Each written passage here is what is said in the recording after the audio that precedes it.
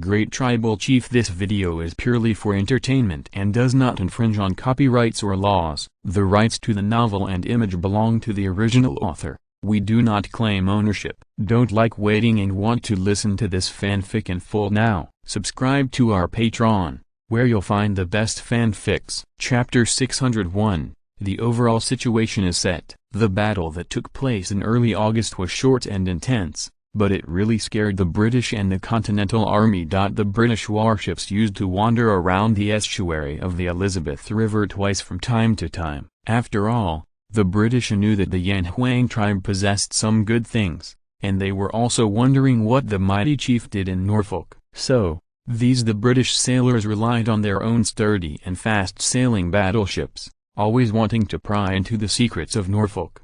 It's just that the British know that they can't have a relationship with that powerful Indian tribe now, especially after the Continental Army rebels. They need the help of this powerful Indian tribe even more.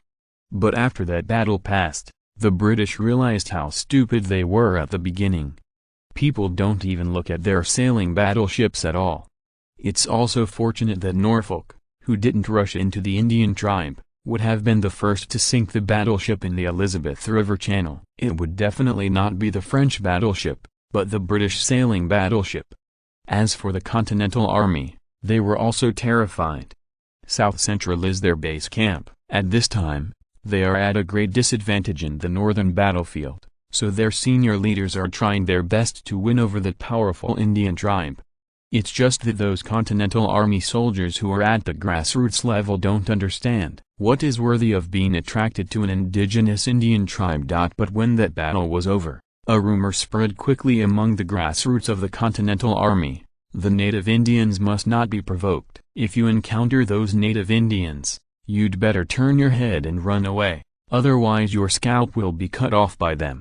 Well, scalping was first done by Indians. When Europeans came to North America, they were often stripped of their scalp by the native Indians. After the founding of the United States, the Americans began to scalp the Indians in turn. You stripped you anyway, I stripped mine. But in this era, the Indians' scalping and deterrence are still relatively powerful. The effect of this slaughter of chickens and monkeys was good, at least until September. Stone Bear never saw the British warships appear again at the mouth of the Elizabeth River. Even if there are warships or transport ships entering and exiting the Simbalshire Strait, these British ships will try their best to enter and exit along the northern part of the strait, and no ship dared to cross the center line of the James River mouth. This has solved Shi Xiong a lot of trouble. After more than a month of testing, some of the problems that can be solved are basically solved, and the problems that cannot be solved need breakthroughs in other technologies to solve them. For example, mechanical lubrication and sealing, which requires a breakthrough in the research of petroleum by Bill Gates. But even if some problems could not be solved, Carlos slipped out of the Chesapeake Bay on a sunny and sparse night in September, and entered the Atlantic Ocean for a real sea trial. But the result of this sea trial is not very satisfactory. Perhaps because of the higher salinity of seawater, the leakage phenomenon in the sea has become more and more serious in the place where the water was only slightly seeped in the freshwater river. Therefore, the Carlos only strolled in the Atlantic Ocean in the middle of the night, and had to return quickly. If you don't return to the voyage, it is estimated that the engine room will be filled with seawater. Carlos's first sea trial can be said to have ended in failure. But Shi Xiong became indifferent after a brief period of depression. In this era, it's great to be able to get a real steam-powered ironclad ship into the water. Okay, do you still expect this ship to reach the level of World War I? Although Shi Xiong is confident to do this, he also knows very well that this is definitely not something that can be done in the past year or two. However, there is still enough time anyway. The British and the Continental Army will fight for at least another 7 years. If they provoke more of them, the duration of this war will probably be extended. In other words, there are at least 7 to 10 years left on my side.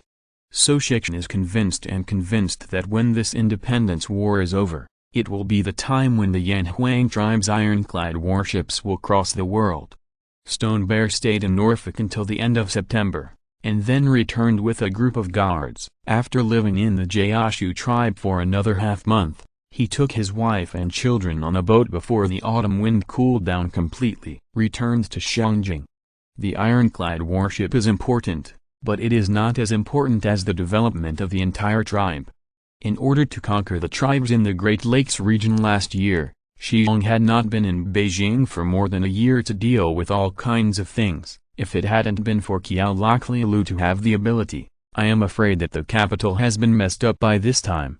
Now that I know that the ironclad warship cannot be completely perfected in a short time, Shi Xiong calmed down and began to shift his attention and energy to the development of the tribe.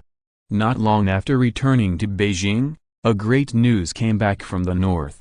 The soldiers of the 1st Division and several mixed divisions, after more than half a year of conquest, have completely calmed down the north. The Cree, the largest and most populous tribe on the North American continent, has almost been completely subdued. Except for a very small number of Cree people who continued to flee north, the Yanhuang tribe gained a population of no less than 150,000 in the Cree tribe alone. www.wuxiaspad.com. Similarly, the people in Blackfoot were also completely destroyed, conquered, and the Crooks, who had fled to the northwest before, obediently surrendered after dropping more than 1,000 bodies. So far, the entire New World of North America has fallen into the hands of the Yanhuang tribe, except for the 13 colonies that were scorched by war and a small area on the west coast. The overall situation is set. Although there are still Inuit and other Crees who fled northward in the northernmost part of the mainland, Shi Xiong does not intend to attack them. The conditions in the north are so bad that there is no practical significance for occupation. Although the north produces precious metals such as gold, silver, brass, and oil, it is not something that can be developed now. So, before the winter, the soldiers of the 1st Division, who had been fighting outside for nearly 2 years, returned to Beijing first. The 1st Division is the main force in the main force of the Grim Bear Army. If the Grim Bear Army is a great axe, their 1st Division is the sharpest axe blade. The 1st Division was used to attack fortifications. Now that there are no more fortifications in the north, the soldiers of the 1st Division can come back and repair. Shi Xiong attended a large-scale bonfire dinner for the soldiers of the 1st Division and personally awarded medals to the soldiers with outstanding merits. Then, before the winter completely entered, after Shi Xiong arranged the security and defense work in various places, he watched the dog biting the dog in the 13 colonies while devoting most of his energy to the development of the tribe. Chapter 602, Retaliation and Profiteering Marketing Methods. In the southwest corner of the main hall of the huge Giant Bear Palace, there is a huge circular office where Shi Xiong usually handles official duties. On this day, the rabbit mouth came to the round office, and Shi Xiong immediately terminated the conversation with the mayor of West City and others. When the mayor and others in the western capital walked out of the round office and the huge copper-clad wooden door slowly closed, Shi Xiong stood up and stretched his waist, and asked without looking back, "How is the matter going?" "How is it, boss? Don't worry, I personally did the thing you confessed, and there is no omission." Ishikama nodded, turned around and took out 2 cigarettes from the cigarette case on the desk. He held one in his mouth, and threw the other to the rabbit's mouth. Rabbit Mouth opened the Huo's Yuang with a smile. First lit the stone bear with a cigarette, and then lit himself. In fact, with the continuous research and development of alchemists or scientists from Europe, safety matches composed of potassium chlorate, red phosphorus, and related flammable substances and adhesives have begun to become popular among the Yanhuang tribe. Like now, Shi Xiong started to use safety matches instead of continuing to use fire folds. After all, it takes too much work to make this thing, and the cost is too high. But the rabbit mouth has always used fire folds, and the fire folds used by this guy are all high-end folds that can be called luxury goods. "No way, this guy is just such a hobby," Shi Xiong said to him. He responded with a smile, but he just refused to give up using Huo's Yuo. "This kind of purely personal hobby thing," Shi Xiong said once or twice. He stopped talking about it. In terms of the current strength of the Yanhuang tribe, It is a piece of cake to supply a few firefolds to high-ranking officials like Rabbit Mouth every year, and in terms of the level of a rabbit's mouth, he can't enjoy this kind of firefold. After all, this guy may have just such a hobby using firefolds and collecting firefolds. Boss, the 7 Iroquois tribes living around the ancestral land and the immediate relatives of the 6 chiefs of the Iroquois alliance total 1,232 people. I have handled them all. The rabbit took a mouthful, and said, all those who are not taller than the wheels are given to other tribesmen. There are 43 children in this group. The other 1,189 people were secretly sent to the copper mine in Bingham Canyon. They are also the first batch of people to enter the copper mine. I have arranged enough guards on the periphery to guard them in turn, so there will never be any leaks. A sullen flicker flashed across the face of the rabbit's mouth. With the increase of age, this little guy who ate after the stone bear has now become an indispensable right-hand man of the stone bear. As the head of the Yan Huang tribe's intelligence department, if the Chinese Ming dynasty was left hundreds of years ago, the rabbit mouth would be Jin Yiwai's commander. If it were placed in the United States hundreds of years later, this guy would be the chief.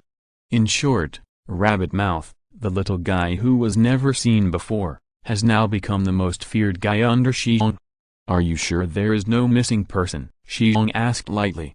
Yes, I have asked many people, and I am sure that there are only those 7 Iroquois tribes living around the ancestral land, plus the immediate family members of the chiefs of the 6 Iroquois tribes that you have specifically confessed. Now as long as they are alive, all are. Let me figure it out. After a pause, the rabbit's mouth said grimly, Boss, these people will work in that copper mine until they die. They will never get out of that copper mine. Shi Xiong was silent for a while, then nodded and said, Okay, this is a good thing, since knowing what happened to these people like Wakaya, especially after the consequences caused by the absence of reproductive isolation, Shi Xiong has a wave of anger quietly burning in his heart.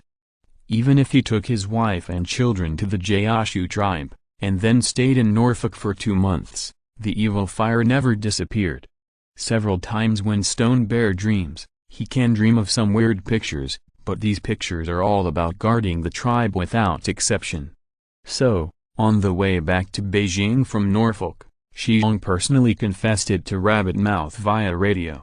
Iroquois always felt that if the Iroquois guarding the tribe and the immediate relatives of the 6 Iroquois chiefs were not killed, he might be driven crazy by this evil fire. Besides, Shi Xiong always thinks that those guys deserve retribution. Therefore, Shi Xiong arranged for Rabbit Mouth to do it himself. After all, it is still involved in tribal fusion, and Shi Xiong didn't want this to be known to others, so he could only do it secretly. Well, pay attention to these people. Since they have gone to the copper mine, don't come out. This is what they deserve. Rabbit's Mouth did not speak, but he nodded heavily. This guy has a darker mentality than Shi Xiong. If you follow his instructions, all these more than 1,000 mouths will have to be scalped. Ishikama knew that this incident was over, and he could finally avenge Wakaya and the others. How's things going on in Europe? Shi Xiong asked again. Hey, boss, that thing is going well now. The method you taught me has now become popular among the nobles of several major European countries. Those nobles are stupid and greedy. I am completely fascinated by money and become our fanatics. The effect is so good. Shi Xiong is a little bit unbelievable. After all, this method has only been used for more than 3 months. www.wuxiaspa.com is so good. With the help of the Viscount Hank, the British aristocracy was the first to fall in. In other European countries, the Fernando family in Spain has also become the highest level manager, and with the example of Viscount Hank and the Fernando family, now our added cigarettes have become completely popular among the nobles in Europe. Well, this is mainly because the boss you think this method is great. People pull people. How much money does it cost to pull a down line? If I didn't know that this thing was a lie, I would have wanted to be a manager. This thing comes too quickly. Ishikama smiled without saying a word. He had never seen or heard of the power of string sales in his previous life. This kind of sales method, which originated in the United States after World War II, and then became popular in Japan, has ever brought disaster to many Chinese people. How many Chinese people have been ruined? Now, in order to promote the added cigarettes as soon as possible, Shi Xiong has decisively carried this stuff to this age. And Shi Xiong firmly believes that the combination of this kind of added cigarettes and this advanced marketing method is like a watch with a dog, forever. One is an add-on cigarette that people can't stop smoking, and the other is a profitable marketing method that can easily blind people's eyes. The combination of these two things will not take too much effort to sweep across Europe. And the nobles in Europe are so richer and more greedy than the other. If you simply sell cigarettes with added ingredients at a high price, it may be a little difficult, but if you cooperate with the sale, it is simply invincible.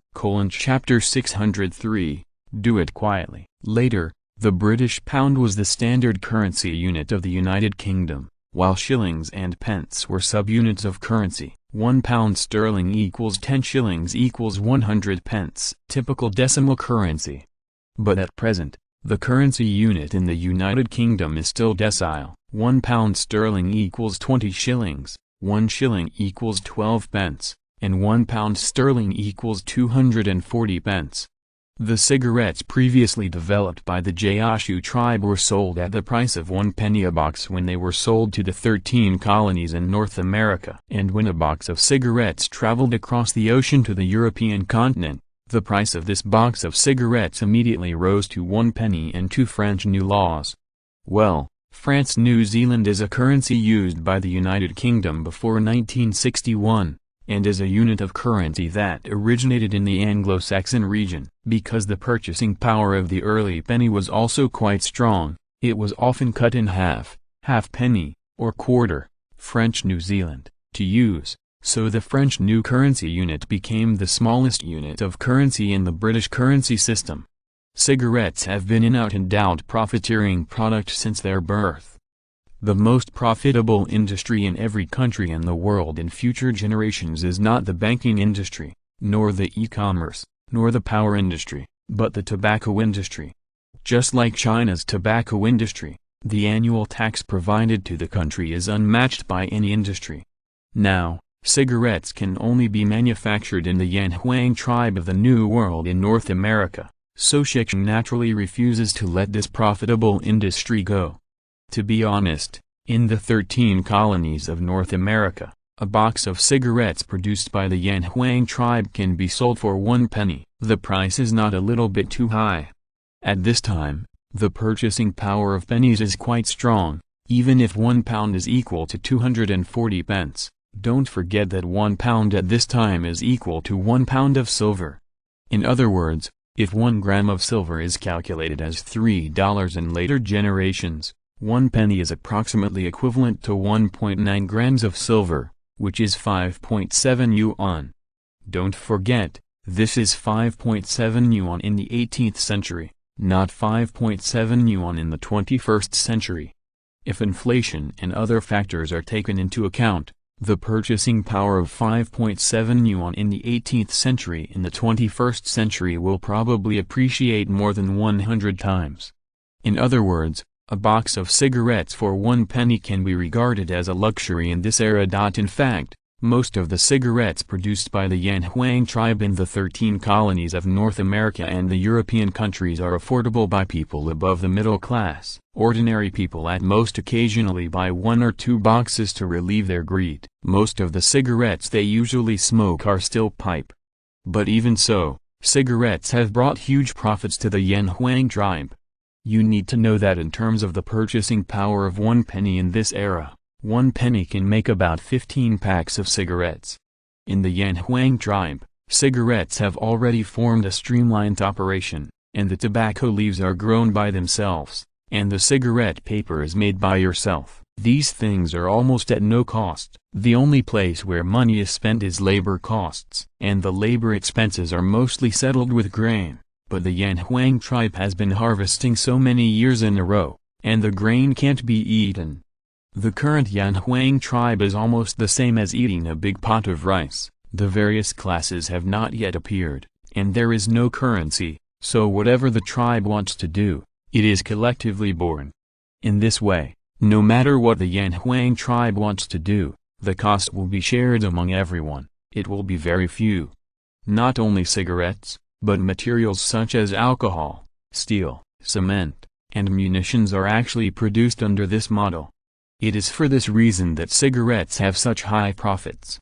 As for the kind of cigarettes with added ingredients, the profit is even higher. Because of this kind of added cigarettes, Shi Xiong wholesale to Viscount Henk and Fernando's wholesale price is as high as 6 pence, which is half a shilling for a box. As for the selling price, it is said that the two black-hearted guys have already sold this kind of cigarettes through tandem sales, and the average price of a box has been as high as 1 shilling. As for the cost of this kind of additive cigarettes, it is almost the same as ordinary cigarettes. This is because it has been spread to the North American continent a long time ago, but now it is planted on a large scale in a hidden place by stone bears, and the cost is really not much. It is said that such a high price is difficult for even the nobles to bear. After all, this thing is an out-and-out consumable. Even if one person buys half a box a day, it is still as much as £9 in a year. If you are addicted to cigarettes, you will have to pay dozens of pounds in 1 year. The pound sterling this year is too valuable. An ordinary British worker has been busy for a year, and his total salary is only a little over £10. So, except for those really rich nobles, ordinary little nobles can't afford this kind of consumption. But this kind of stuffed cigarette is too devilish. This stuff is like refined table salt that people can't refuse. Once someone is addicted, then this thing is a daily consumable that is even more necessary than table salt. Not to mention that Shi Xiong also carried the evil collusion. This kind of marketing method of drawing a big pie to show you is invincible in this era. With the addition of cigarettes, Shi Xiong thinks about it and feels that he has done it a bit too much. But Ishikuma had to do this again. Although Shi Xiong does not understand or master many things in specific matters, his golden fingers can be described as invincible in general. So Shi Xiong knows very well www.wuxiasput.com. Don't look at the fact that both the Continental Army and the British are polite to themselves, but once the War of Independence is over, the Yan Huang tribe will begin to retake the 13 colonies. The great powers in China will definitely take action against the Yan Huang tribe. The resources of the New World in North America are too rich, and it is impossible for those European powers to let go of the benefits of the New World. The Yan Huang tribe will sooner or later face the European powers. Since he is going to become an enemy sooner or later, then starting to weaken the enemy's strength from now on is what Shi Xiong must do. And to be kind to the enemy is to be cruel to myself and to the entire tribe. Think about how the British used opium to harm Chinese people in the original historical time and space. Think about how the 8-power allied forces brought disaster to China. In the original historical time and space, you can do the first year of junior high school. Why can't I do the 15th in this time and space? Shi Xiong never thought that he was a virgin, so, trying everything possible to weaken the strength of potential enemies is what he must do now. Although the combination of additive cigarettes and tandem sales to weaken the strength of the European powers is a bit too damaging, but the so-called I don't go to who will go to hell? Since he will stand on the opposite side sooner or later, Shi Xiong has no psychological burden. I didn't say anything, just do it. In the future, it will inevitably be done with open fire. As for now, don't want to shoot guns, just do it quietly. Chapter 604. Good news. The promotion of additive cigarettes and cross-selling in the European continent is the most important job of the rabbit mouth. As for the secret revenge of the Iroquois, it is just a matter of handy. Therefore, the two people in the round office discussed the addition of cigarettes to cooperate with the sale for a long time. It was not until dusk fell that Rabbit Mouth declined the dinner invitation from the Stone Bear and hurriedly left the Giant Bear Palace. This day's discussion opened many doors to the Rabbit's Mouth. Although Shi Xiong was only a museum worker in his previous life, he was still living in the era of the information explosion. The insidious methods seen on the internet alone are countless. Therefore, in terms of how to expand the promotion of additive cigarettes and tandem sales in the European continent as soon as possible, Shi Xiong is just a little modification of some of the stigmatizing methods of later generations. which is enough to open the rabbit's mouth. Rabbit Mouth has obtained so many precious methods, so naturally I have to go back and summarize it, and then turn it into my own method to deal with those Vasicus. So he didn't even have the mood to have dinner with Shi Xiong, he just wanted to promote these methods quickly. The work efficiency of the rabbit mouth is still extremely high. This is where Ashikama is very satisfied with the rabbit mouth. In particular, the work of rabbit mouth in the aspect of additive cigarettes and cross-selling made Shi Xiong particularly satisfied. Once the supplemented cigarettes are widely promoted, they can reduce the physical fitness of Europeans in silence, and they are extremely addictive. Those messy things in later generations have long proved the power of this material. As for collocation, it can also shake the entire European economic system silently. People are profit-driven, and this is no longer necessary to prove. The vast majority of people like the way of making money for nothing, and this also does not need to be proved again. There are two kinds of jobs. One is to work hard under the scorching sun to make money, and the other is to lie in the easy chair and hold hot tea to make money without work. These two jobs are placed in front of 100 people, let these people choose. It is estimated that at least 99 people will choose the latter way of working instead of the former. The marketing method of tandem marketing just satisfies the mentality of getting something for nothing. How powerful this thing is, later generations of Shi Xiong have seen many of them with his own eyes.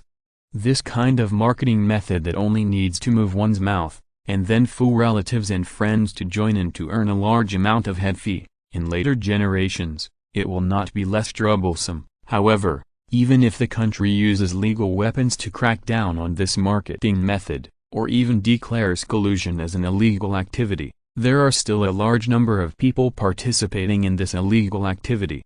There is no way. This kind of marketing method that allows people to get nothing and can make huge profits is too attractive to many people.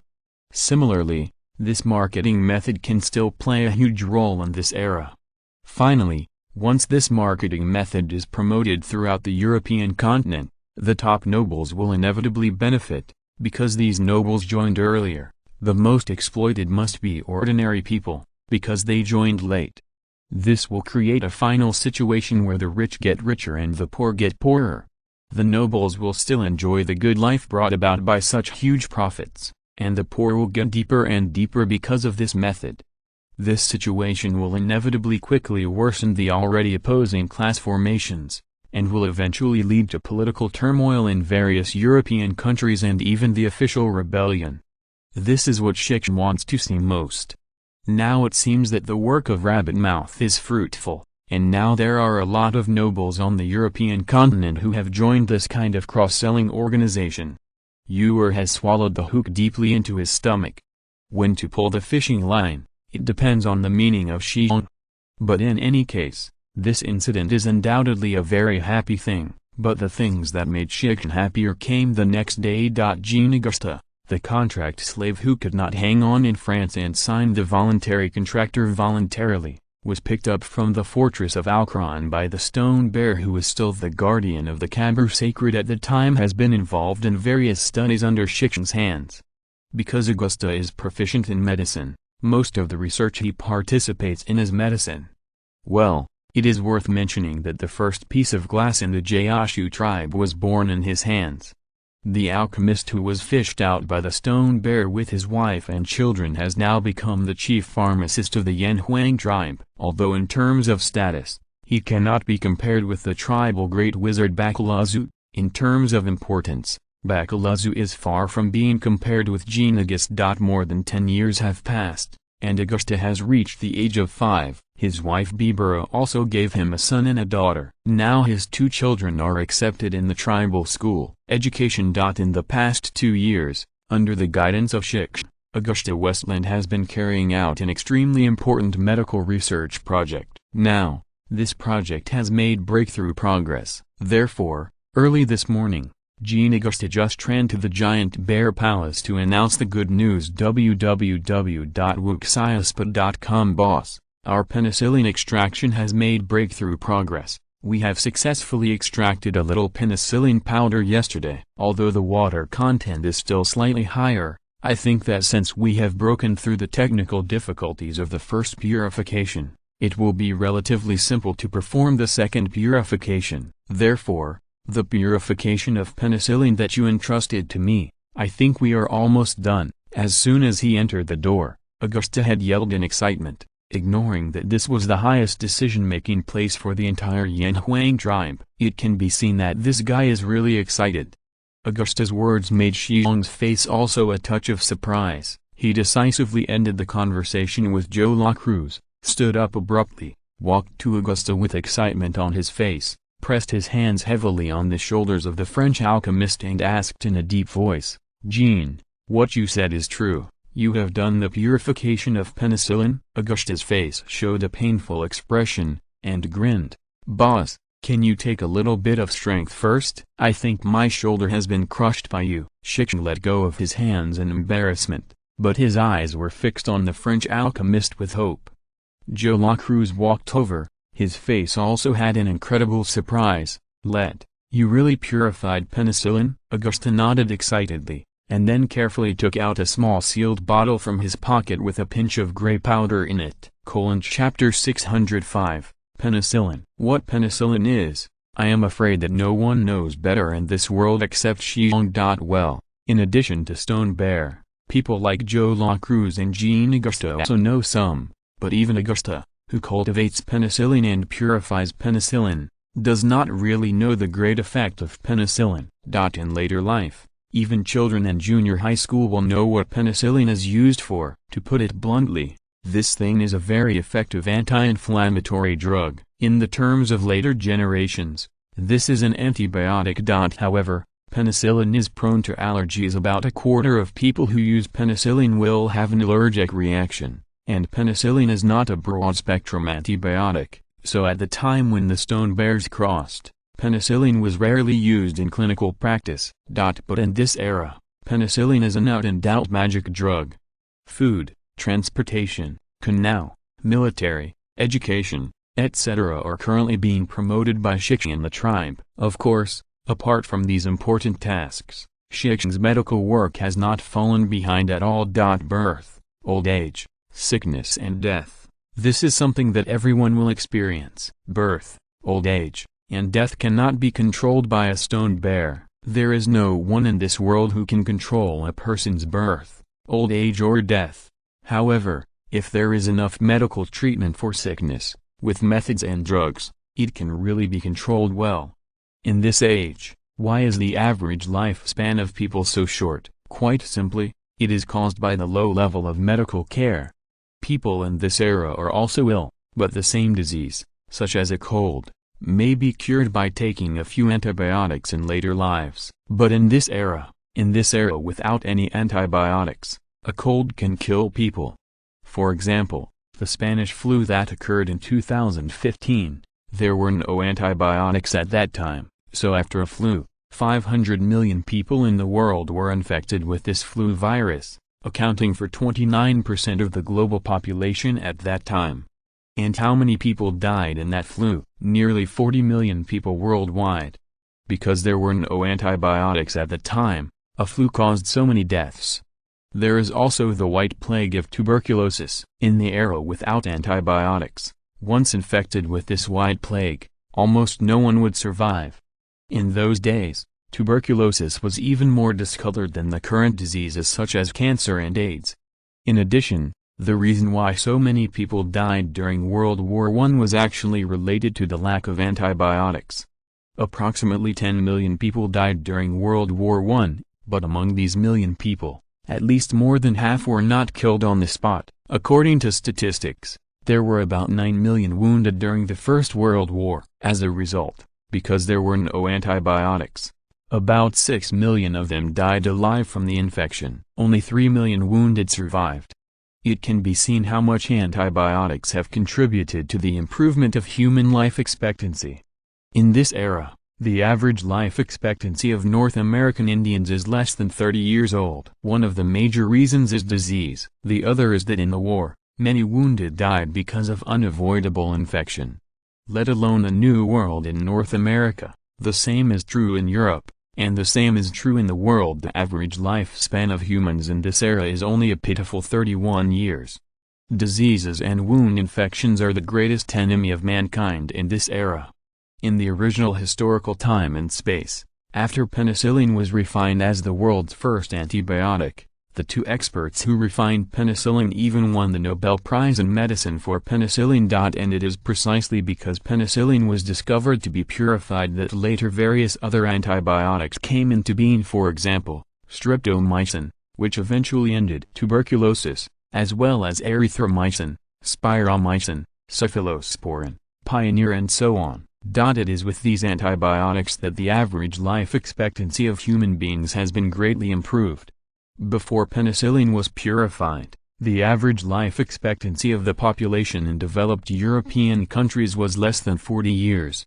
But in the 21st century, the average life expectancy of the population in these developed countries has exceeded 71 years. It can be seen how great the effect of antibiotics is. Others don't know what antibiotics do, but Shi Xiong knows. He also knows what role penicillin occupies in antibiotics.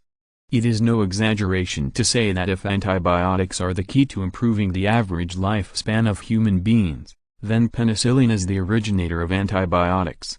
This is also the reason why Shi Xiong called out Gaoshu by himself and equipped him with the best personnel and equipment that the Yanhuang tribe can currently equip, allowing him to develop penicillin. Penicillin is not difficult to discover. Even in this age, individuals have probably seen penicillin or a variant of penicillin. Food stored at home for too long, or food that has not been found under the table for many days, usually grows hairs and molds, and there is penicillin in that stuff. Penicillin can be found everywhere, but how to cultivate and purify it is not something ordinary people can do. In the original historical time and space, the British bacteria expert Alexander Fleming made the greatest discovery in the history of human medicine due to an unintentional mistake, and his mistake was also called medicine by later generations. The greatest mistake in history. At that time, Alexander Fleming was not studying penicillin, he was studying staphylococcus. As a result, he went out on vacation after a certain staphylococcal culturing job was over. When he came back www.wuxiaspot.com he suddenly discovered that the petri dish he had cultivated staphylococci had forgotten to wash, and a lot of it had grown in it, blue-gray mold. The original staphylococcus culture dish grew out of the gray mold because it forgot to wash it. This is a kind of mold contamination. Although the situation is not serious, it is actually a work error for medical experiments. But Fleming discovered that around this blue-gray mold, the staphylococci that should have grown likewise disappeared, and a sterile circle was formed in the petri dish. This phenomenon is called in later generations, bacteriostatic zone. Fleming immediately realized that this was because the blue-gray mold secreted a substance that kills or prevents the growth of staphylococci. According to the color of the mold, he called this substance penicillin. Penicillin has since been on the stage of human medical history gorgeously. Only then Fleming also discovered that the sterilizing substance is not in the mold itself, but in the culture medium. But when he tried to separate this substance from the solution, he found that it was very unstable, decomposing rapidly in alkaline or high-temperature environments, and quickly deactivated even at room temperature. Therefore, Fleming never succeeded in isolating penicillin. He could only cultivate penicillium strains from generation to generation. Then Fleming wrote a paper on penicillin and published it in order to get help from others. But unfortunately, his paper did not get the attention of others at the time. Until 1939, chapter 606, freeze-drying method, on, Shi Xiong took the small bottle with a little excitement, looking at the pinch of gray powder in the small bottle as if looking at a peerless treasure.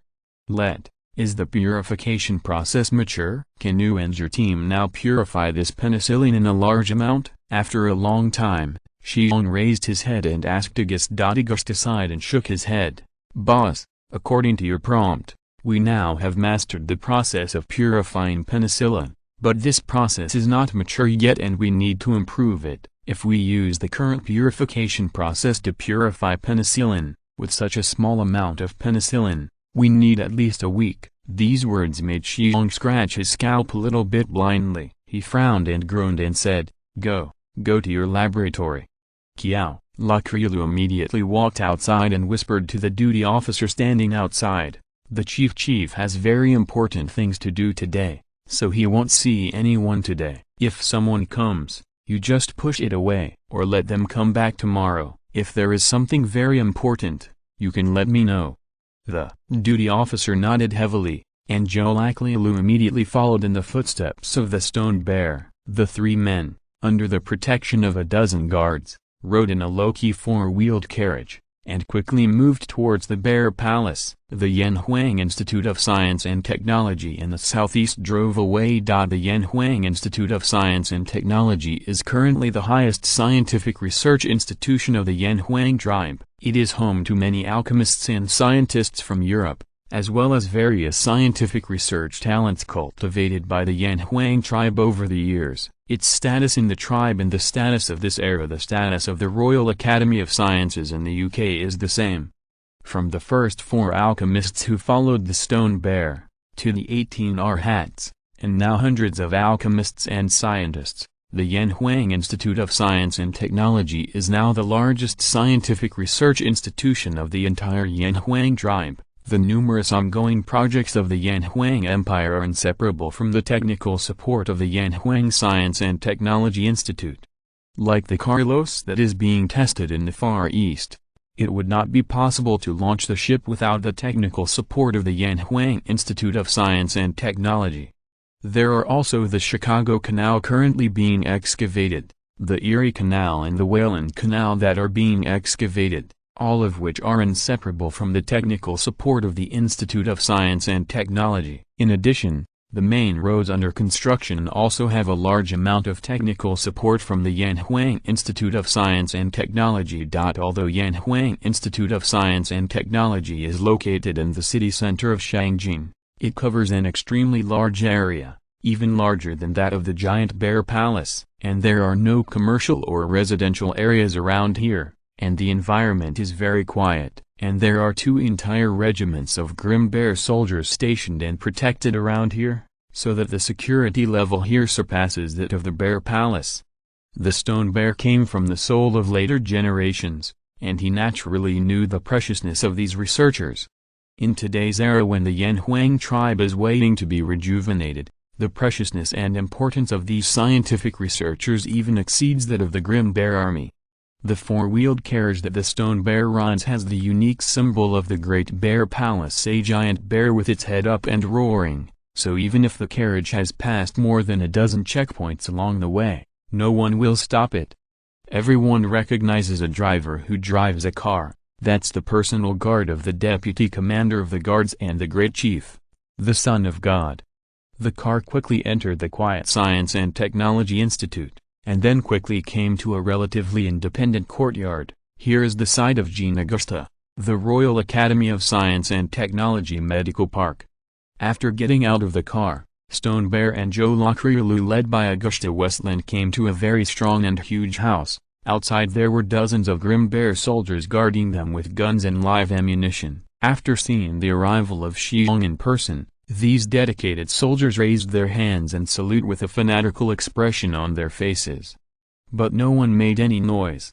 Shi Xiong also raised his hand to salute, and then hurriedly walked into the big house. As soon as he entered, a rush of heat rushed toward his face. About 30 people in white coats were busy inside. Walking into this room, Shi Xiong was in a daze for a while. If he is not sure that he is now in the 1870s, he would really think he came to the laboratory when he was in college. In this huge house, you can see all kinds of test equipment everywhere. Various shapes of glassware and metalware are flooded in this room. Numerous scientific researchers are doing all kinds of experiments without distraction. Test. They didn't even see the arrival of Shi Xiong. Stone Bear didn't bother them either, and under the leadership of Augusta, he went to a much smaller room next to the big house. There are also many bottles and cans and various test utensils.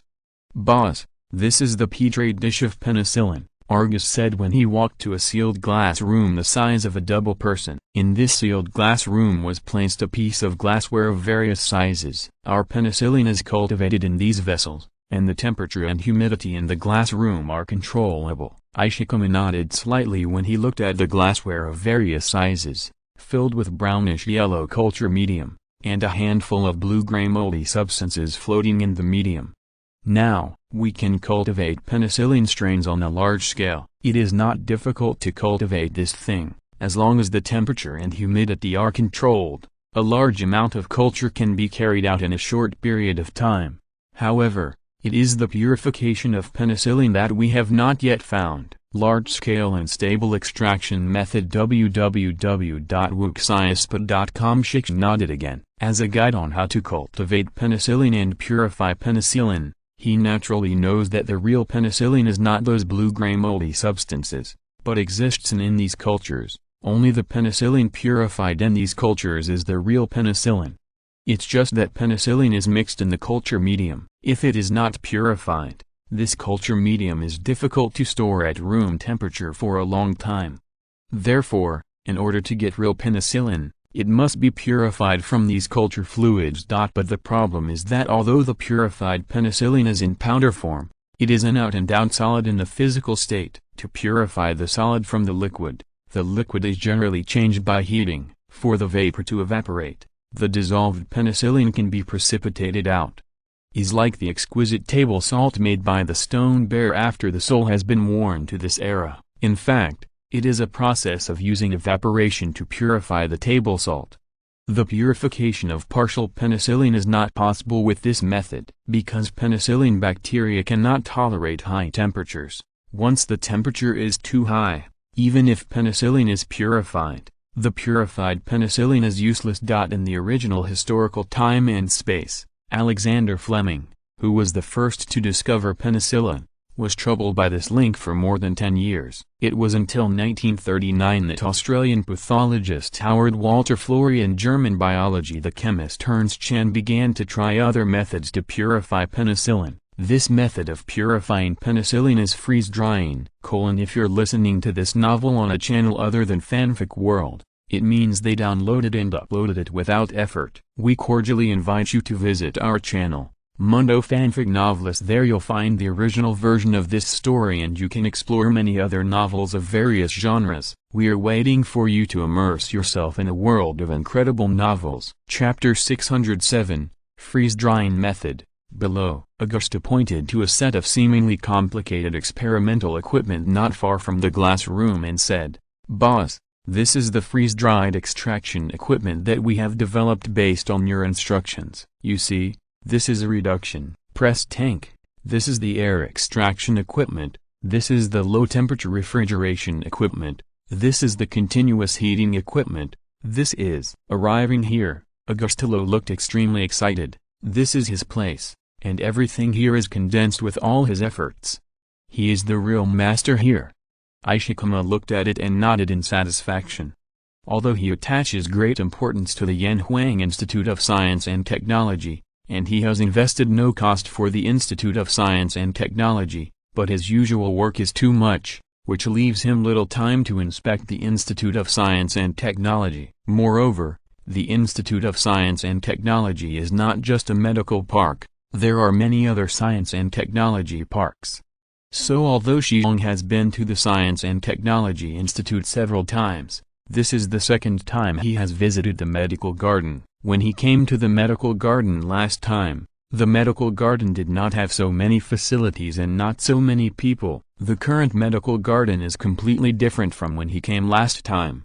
"Boss, according to your prompt, we did a 3-phase test at the beginning." A wry smile appeared on Augusta's face. "We have long known the 3 phases of water, solid, liquid and gaseous. I also know how sublimation and sublimation are the same, but to find the true triple point, it really took us a lot of effort and a lot of time. But fortunately, we did not humiliate our lives and found the temperature of the triple point. After adding the air pressure data, our freeze-drying extraction method is even 80% complete." The triple point mentioned by Augusta Days, Shi Xiong is of course clear. The term he told Augusta Days. The 3 forms of water, solid, liquid and gaseous, have been known by many European scientists and alchemists in this age. They also know that when water is in a liquid state, as long as it is heated to a certain temperature, the water will boil, then it becomes gaseous. Well, this temperature refers to the degree Celsius that has just been proposed for more than 30 years,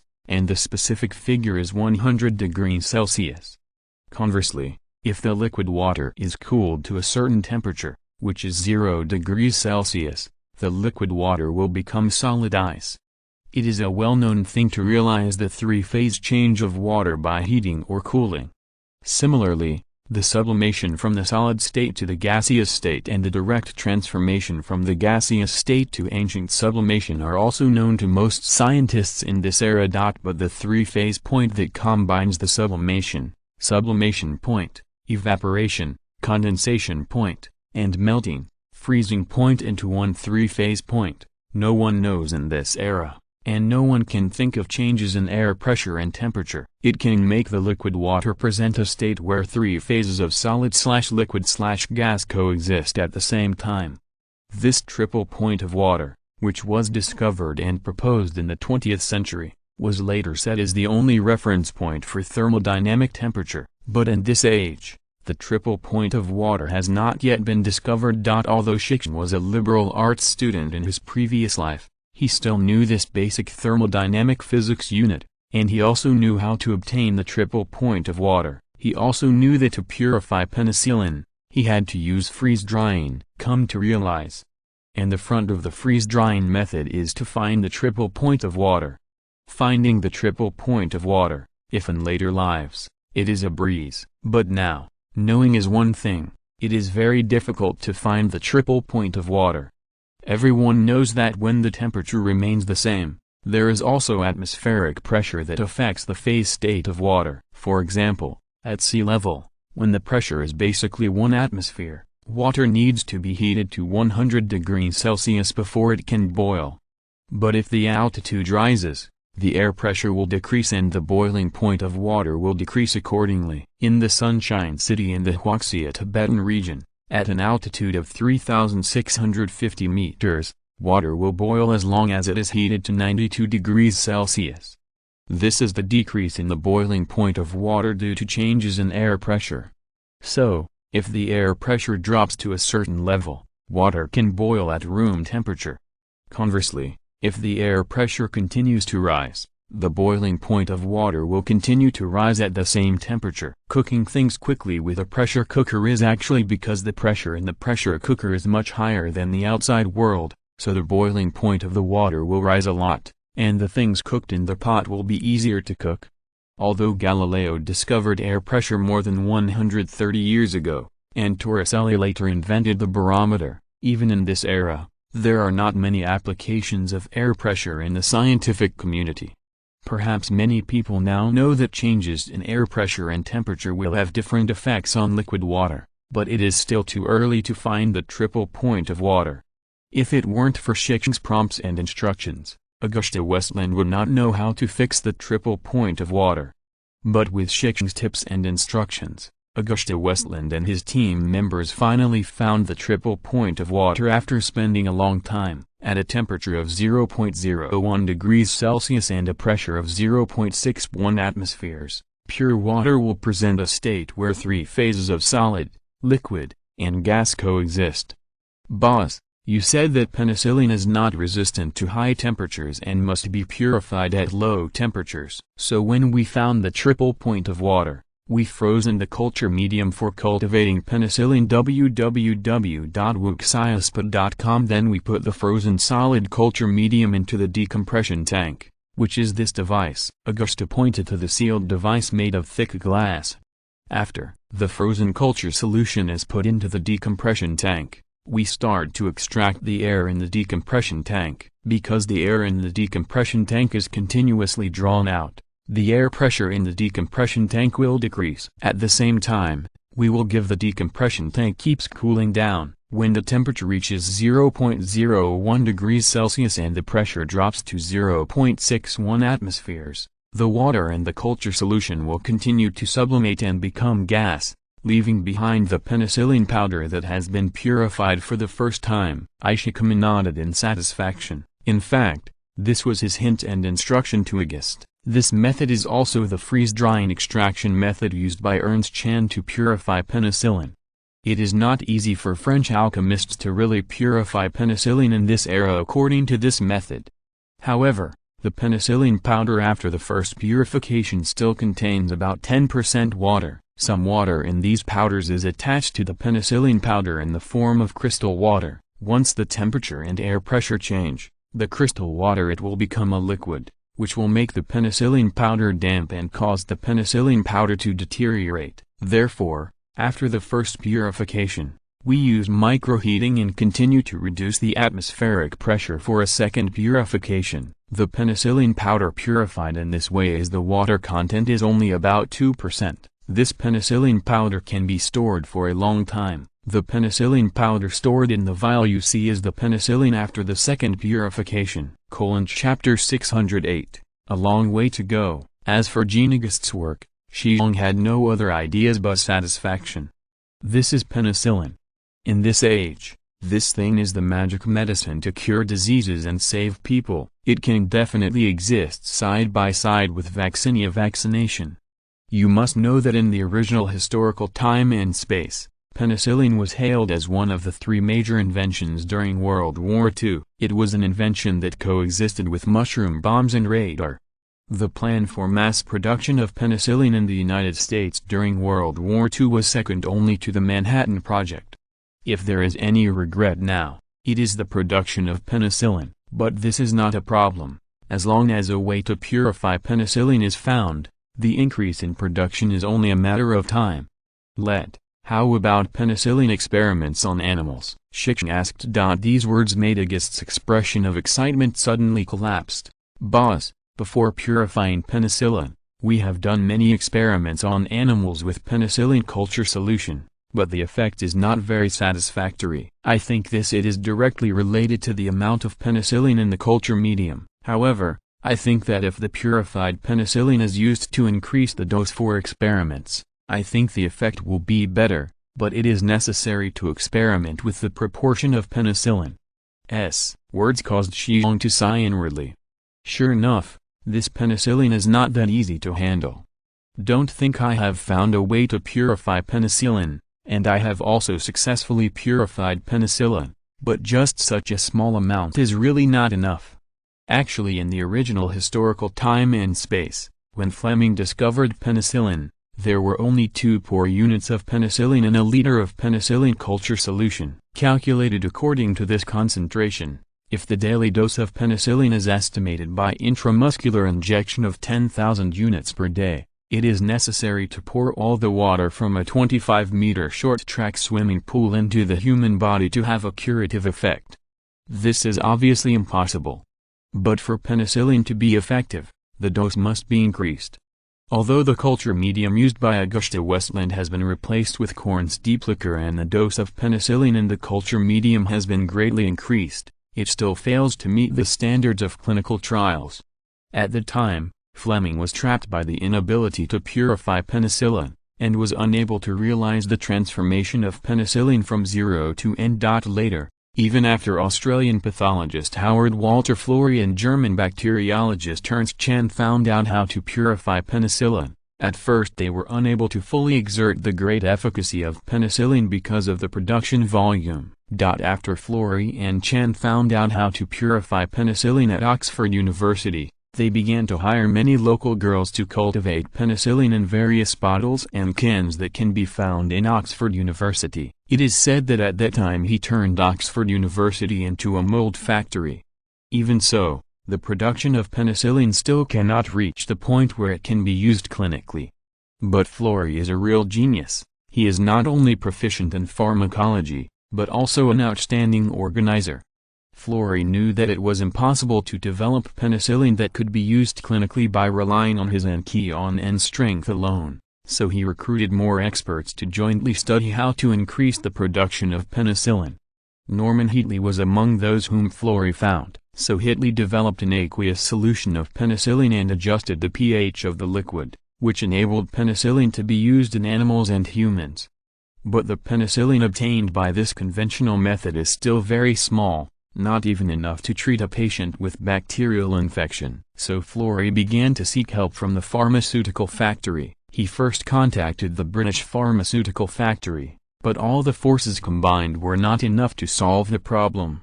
So Florey and Heatley went to America for help, and they found the Rockefeller Foundation. The Rockefeller Foundation is rich. With the money, Florey quickly made breakthroughs in subsequent research. He used corn syrup instead of the original sucrose solution as the culture solution, which can increase the yield by 20 times. But the production has increased, and the penicillin strains are not enough. There are many kinds of molds in this world. Some are easy to produce penicillin, some are not at all. In order to find new strains, Florey sent all the people in the laboratory out. As a result, an experimenter named Mary Hunt found a hairy melon on the fruit stand, and found that the yellow-green mold had grown to a deep level, so he brought it back. This yellow-green mold can refine penicillin very well, so after using new strains and corn steep liquor culture solution, the production of penicillin increased 20,000 times.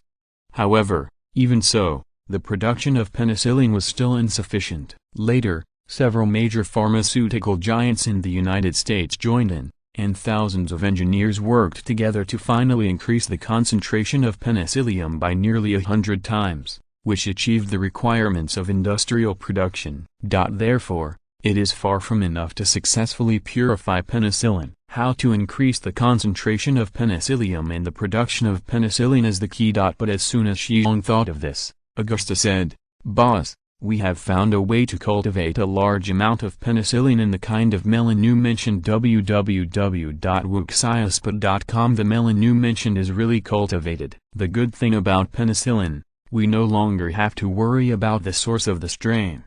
After a pause, Augusta Westland continued, "Furthermore, we also use corn steep liquor as the culture medium according to the method you said at the beginning. The effect of this culture medium is also very good, and the cost is very low, which is fully capable of large-scale cultivation. The conditions of penicillin strains." Now that the problems of strains and culture media are basically solved, the next step is to figure out how to continue to increase the concentration of penicillin strains. Shi Xiong nodded. He has told Augusta about all the methods he knows how to increase the production of penicillin. At least the output of Augusta's purified penicillin has reached the threshold of industrialized mass production. If the concentration of penicillin strains is increased, then industrial production can be carried out. But this process should take a long time. After all, Shi Xiong does not know how the engineers of the American pharmaceutical giants in the historical time and space continue to increase the concentration of strains, and can only rely on the research team of Augusta to study bit by bit. Thinking of this, Shi Xiong nodded and said, although breakthrough progress has been made, the conditions for industrialized mass production are still not available. Therefore, how to further increase the concentration of penicillin strains is your most important next step. You still have a long way to go. If you have any ideas, do it with confidence. Don't have any worries. What you need, I will do our best to satisfy you. Augusta nodded heavily. Chapter 609, Accumulation. The successful purification of penicillin is definitely good news. Penicillin is purified, which means that the emergence of antibiotics is at hand. As long as the problem of the density of penicillin strains can be overcome, the day for the industrial production of penicillin has arrived. But even so, Shi Xiong, who left the Academy of Science and Technology and returned to the Giant Bear Palace, was still somewhat depressed. Shi Xiong's mind is filled with a lot of knowledge and technology from later generations. He also wants to carry all these technologies to this era. As many travel novels say, advance the huge Yanhuang tribe into modernization by the N Age society. But this is obviously impossible. In this era, there are restrictions of this kind and it are difficult or even impossible to break through. For example, if the most basic materials are not accumulated for a long time, it is impossible to achieve rapid breakthroughs. The technique of purifying penicillin is actually no different from making smokeless gunpowder, chemical medicine, wine making, and oil extraction. This kind of technology that does not require basic materials to achieve breakthroughs with just gold fingers can be achieved in this era, but more things require breakthroughs in basic materials to make progress. For example, for large caliber artillery, if there is no better gun steel, then in this era, the caliber of artillery that uses smokeless gunpowder as the propellant will be limited to 105 mm. No matter how big it is, it's not impossible. If you are not afraid of bombing, just use it. The large caliber fortress guns of European countries can easily exceed 200 mm in caliber, but what use are those made of bronze? A few 55 mortars can send those large caliber fortress guns to the sky. Ishikama wants a real artillery that can accurately bombard from a long distance. But in this era, what 152 self-propelled artillery, what 10 inches or larger caliber naval gun, obviously cannot be made. You don't even have an electric stove, how can you get better quality gun steel? Also, Ishikaman knows the structure of the internal combustion engine and the general distance of the gearbox. But the internal combustion engine can be made by casting, but like a crankshaft with good wear resistance, Shi Xiong can't help it. The research and development of the steel used in the crankshaft of the internal combustion engine is no easier than the research and development of the gun steel. Like this kind of crankshaft steel, more advanced marine steel plates, this also requires a breakthrough by the Steel Research Park team. There are also things like electric motors. When Shi Xiong was in his hometown when he was a child, his neighbor was a motor repairer and water pump, so Shi Xiong often squatted by his neighbor to watch him disassemble the motor, and even help the neighbor to wrap the enameled wire, just know the structure of the motor. But the problem is that there is no insulating varnish and no enameled wire. Ishikama can't figure it out even if he knows how to get a motor. There is also something like electrical wires. Although the industrial bases of the Yanhuang tribe can now produce wires through the copper wire cold drawing process, what about the outer insulation layer of the wires? Just like the wires and cables used inside the Carlos, natural rubber and paper tape are used to insulate the outer insulation layer of the copper wire. But natural rubber is very precious, and the paper tape is wrapped in insulation. It is not very safe, so the transmission distance of this kind of wire cannot be too long. It can be said that before Bill Gates made a breakthrough in the study of northern oil, many things could only be put in the head of Shi Xiong and could not be realized. Shi Xiong's mind is filled with a lot of knowledge and skills of later generations, but most of them are big things. For example, he knows how to make steel, but if you ask him to tell the ratio of some special steel, he immediately catches it. Therefore, the ratio of special steel such as gun steel and marine steel can only be achieved through little by little tests. There are also things like petrochemicals. Shikama only knows that according to the boiling points and densities of the various components in petroleum, products such as asphalt, lubricating oil, kerosene, diesel and gasoline are obtained through fractionation and distillation. But if you ask him to tell Bill Gates how to do it concretely, Shi Xiong is blinded. Therefore, research on petroleum must also pass continuous trials and experiments to achieve breakthrough progress. This kind of constant experimentation is a process of accumulation. This process can't be rushed, nor can it be rushed. The process of accumulation is itself a process of breakthrough, and a breakthrough will only be achieved when the accumulated things reach the critical point. Without continuous accumulation, everything is in vain. Situations like this are everywhere, and Shi Xiong is useless even if he is in a hurry. It's as if you obviously have a dragon slaying skill, but what can you do if you can't find a dragon? But if you want to continue to improve the strength of the research team, this is another big problem. It is obviously not enough to count on the talents brought in from the European continent, and even if the talents brought in from Europe are limited by the technological level of this era, they still have a lot to learn. Therefore, if you want to increase the strength of the scientific research team as soon as possible, you must tap the potential of the Yanhuang tribe. But this involves basic education. Although the Yanhuang tribe has promoted free basic education, Shi Xiong has also compiled a lot of higher education textbooks, but it is still far from training talents within the tribe. I'm reading www.hukinshu.com. Even though most of the Yanhuang tribe settlements now have elementary and middle schools, it only allows the tribe to get rid of blindness. In order for the people of the tribe to get a higher education, in terms of the current situation of the Yan and Huang tribe, it will take at least 10 years. Education is also a career that needs continuous accumulation. Without continuous accumulation of several generations, it is difficult for a country or nation to make breakthroughs in its scientific and technological research and development capabilities. This is also not anxious, and there is no way to rush. After returning to the round office from the Institute of Science and Technology, Shi Xiong stayed in the office for an afternoon and a days. As a result, even if he racked his brains, he didn't think of a good way. It is true that he is a traverser, but he is not a true omnipotent god. Although he can use some tricks to make a tribe that was in the semi-primitive era more than 10 years ago catch up with the current European powers in force, he can't make this tribe modernize in just a dozen years. The stone bear can save the tribe from taking many detours with the golden fingers of the traverser, but if the Yanhuang tribe is really strong enough to stand on top of this world, it needs the cooperation and joint efforts of the entire tribe. In other words, this still requires continuous accumulation. This process of continuous accumulation cannot be achieved by cheating like cheating. Ishikama needs to wait slowly and patiently. Chapter 610, Father and Daughter. The easternmost point of Lake Erie is Buffalo. This is now the territory of the Yanhuang tribe, and because it is very close to the Cherokee tribe's ancestors, and the Welland Canal is being excavated, Shi Xiong arranged the mixed 9th Division here.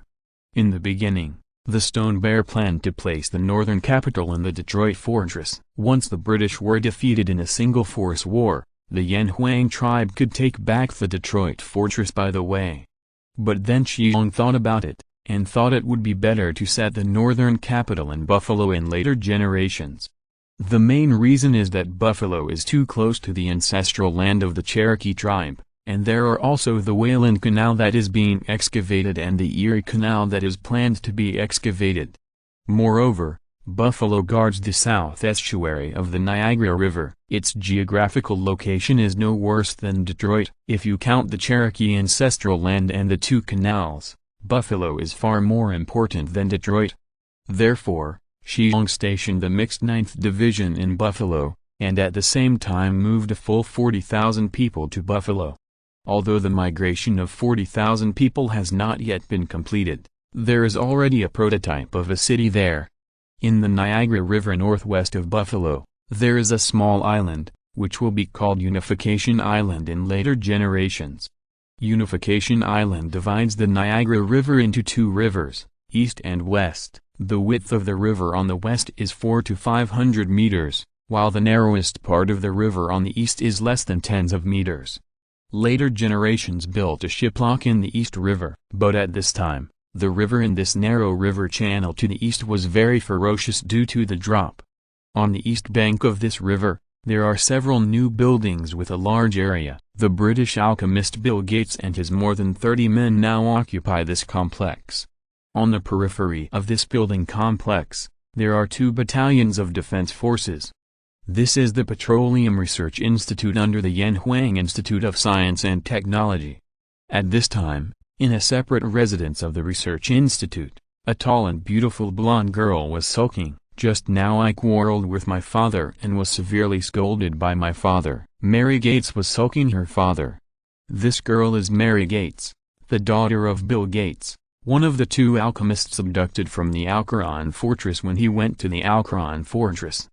The little girl who was only 8 years old has now grown into a slim girl. At 20 years old, she is the most beautiful and youthful age in a woman's life. When Mary was 4 years old, her mother was killed when the French attacked Pittsburgh, and she and her father, Bill Gates, were taken abducted by the French to Fort Akron, where they lived inhumanly days. If it hadn't been for the Stone Bear to pretend to be the chief of the Chikaman tribe and take a letter from Major Armand to go to the fortress of Akron to swindle, and eventually bring Jean Auguste and Bill Gates out of the fortress of Akron, Little Mary, I don't know what it will become." The door was knocked. Mary raised her head and looked at the door. There was no sound. But the knock on the door still sounded persistently, and the father's voice also sounded outside. "Mary, it was Dad's fault just now. Dad wants to apologize to you." Mary thought for a while, and finally sighed and stood up and opened the door, but her face still had an unhappy look.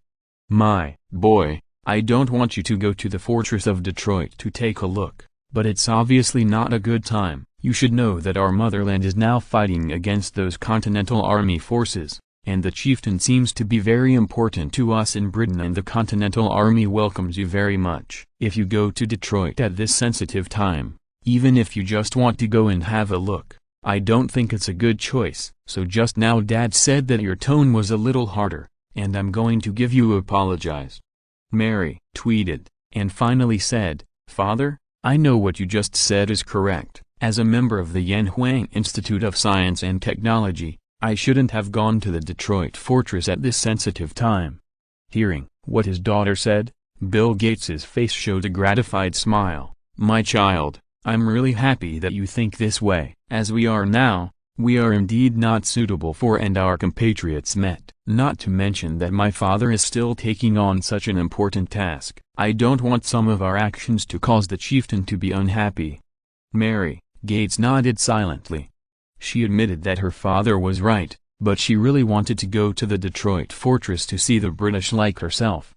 After all, although he grew up in the Cherokee clan, his father kept telling himself that he was an Englishman.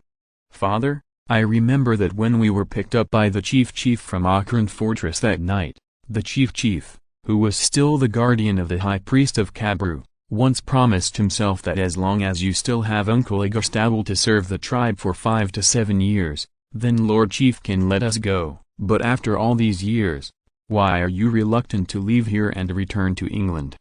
Bill Gates looked at his daughter with a look of incomprehension, smiled and shook his head. "Child, Britain is our motherland. Don't forget this no matter where we are. But this is our home now. Are you willing to throw away your current home and return to China? Are you willing to never see your friends again? And, do you think we can live such a good life if we return to China now?"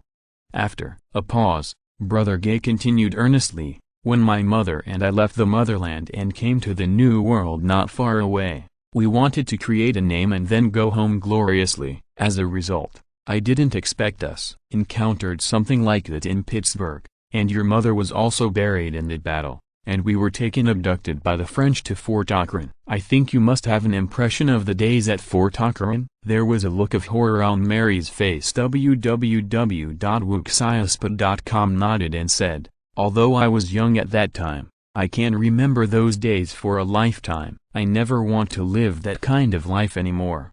"That's right, my boy. Think about it again. When we were brought out by the chief, what life did we have? No worries about food or clothes, and there are endless topics to study. And at the beginning in those years, you lived in the Gaoshu tribe very happily." There was a look of memories on Mary's face, and a smile on her face. "Yes, Father, those years were the happiest years of my life. So, since we were rescued by the chief, I have identified the chief. Although we are British, our home is in the Yanhuang tribe, the Cherokee tribe, and the High Tree tribe. So, even the chieftain back then the adults promised to give us freedom, but I still want to stay here, because here we can find our own value. The most important thing is that I think the New World will be unified by the chief sooner or later. Neither the Continental Army nor our British compatriots will win in front of the chief. Therefore, we should follow closely behind the chief. The Yanhuang tribe has made our contribution. Once the chieftain has unified the continent, if we return to the UK to see, I think Lord Chief will not stop him, and Lord Chief will not be unhappy. But now, I think the timing is really inappropriate." Mary lowered her head and thought for a long time, then shook her head and said, "Father, I know what you mean. Some things are too simple for me." Chapter 611, Night Talk. Bill Gates looked up at the sky outside, smiled and said to his daughter, "Mary, let's go for a walk. It's been almost half a year since we've been here, We're just busy with the research institute. It seems that we are not here yet. Take a walk outside and take a look at the scenery here." Mary Gates, who had untied her knot, jumped up with excitement. She quickly put on a heavy bearskin cloak, put on a bearskin hat, and walked out of the room affectionately holding her father's arm. "Gate.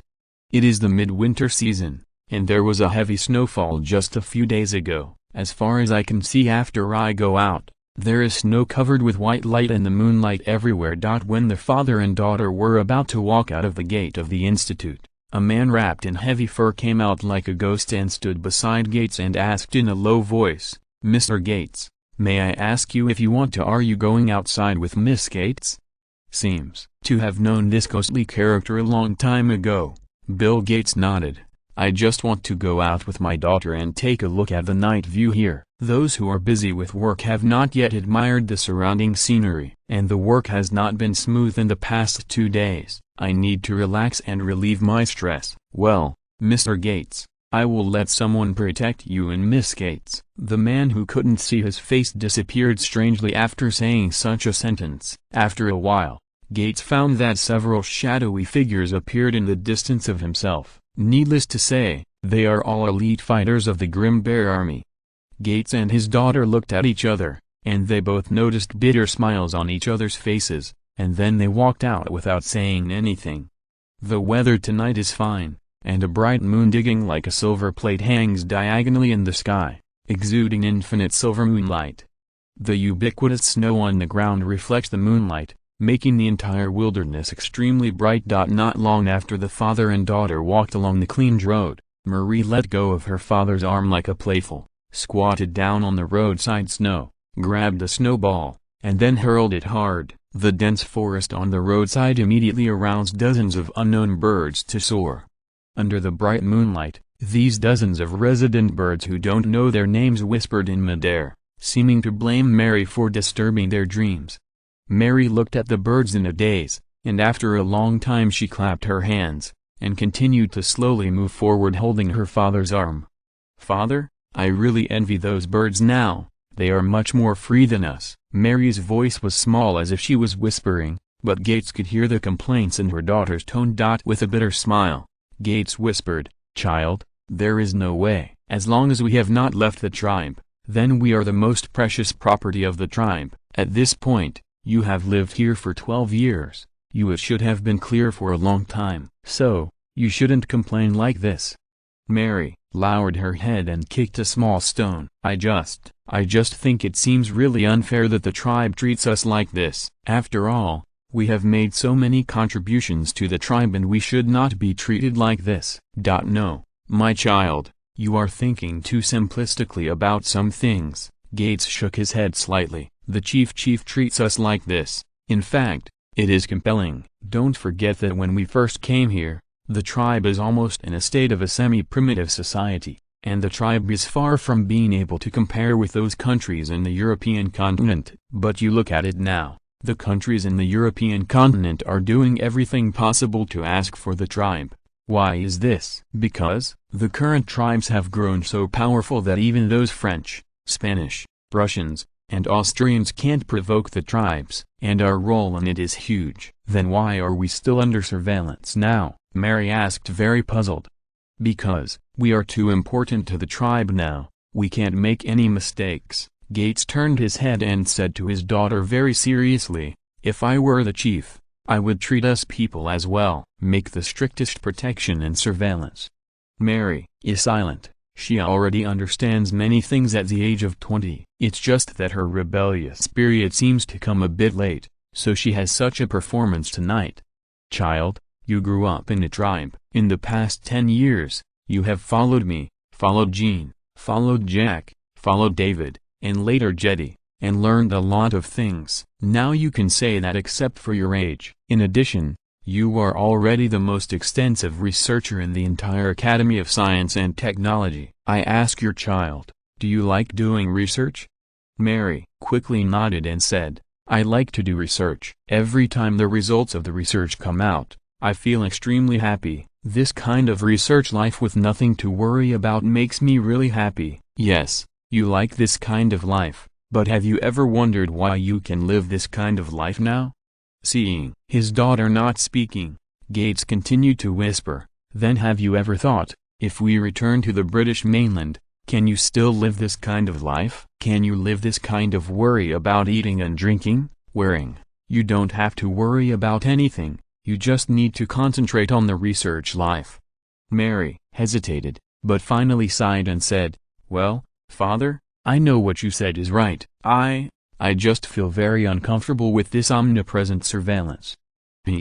My child, there is nothing comfortable or uncomfortable. If you want to live a life like this, you have to accept such surveillance calmly. Again, it is precisely because of our scientific research capabilities that we will become the most precious property of the tribe. We can enjoy this kind of life that has no concerns and can do research without any distractions. We use my research results to enhance the strength of the tribe, and in turn, the tribe will use the best efforts of the tribe to provide us with the kind of life we want. It's just a very ordinary transaction, just like the chief took the risk to rescue us and your Aunt Bieber www.wuxiaspa.com and we need it. The price paid is the same as working for the chieftain in the tribe. This is just a deal.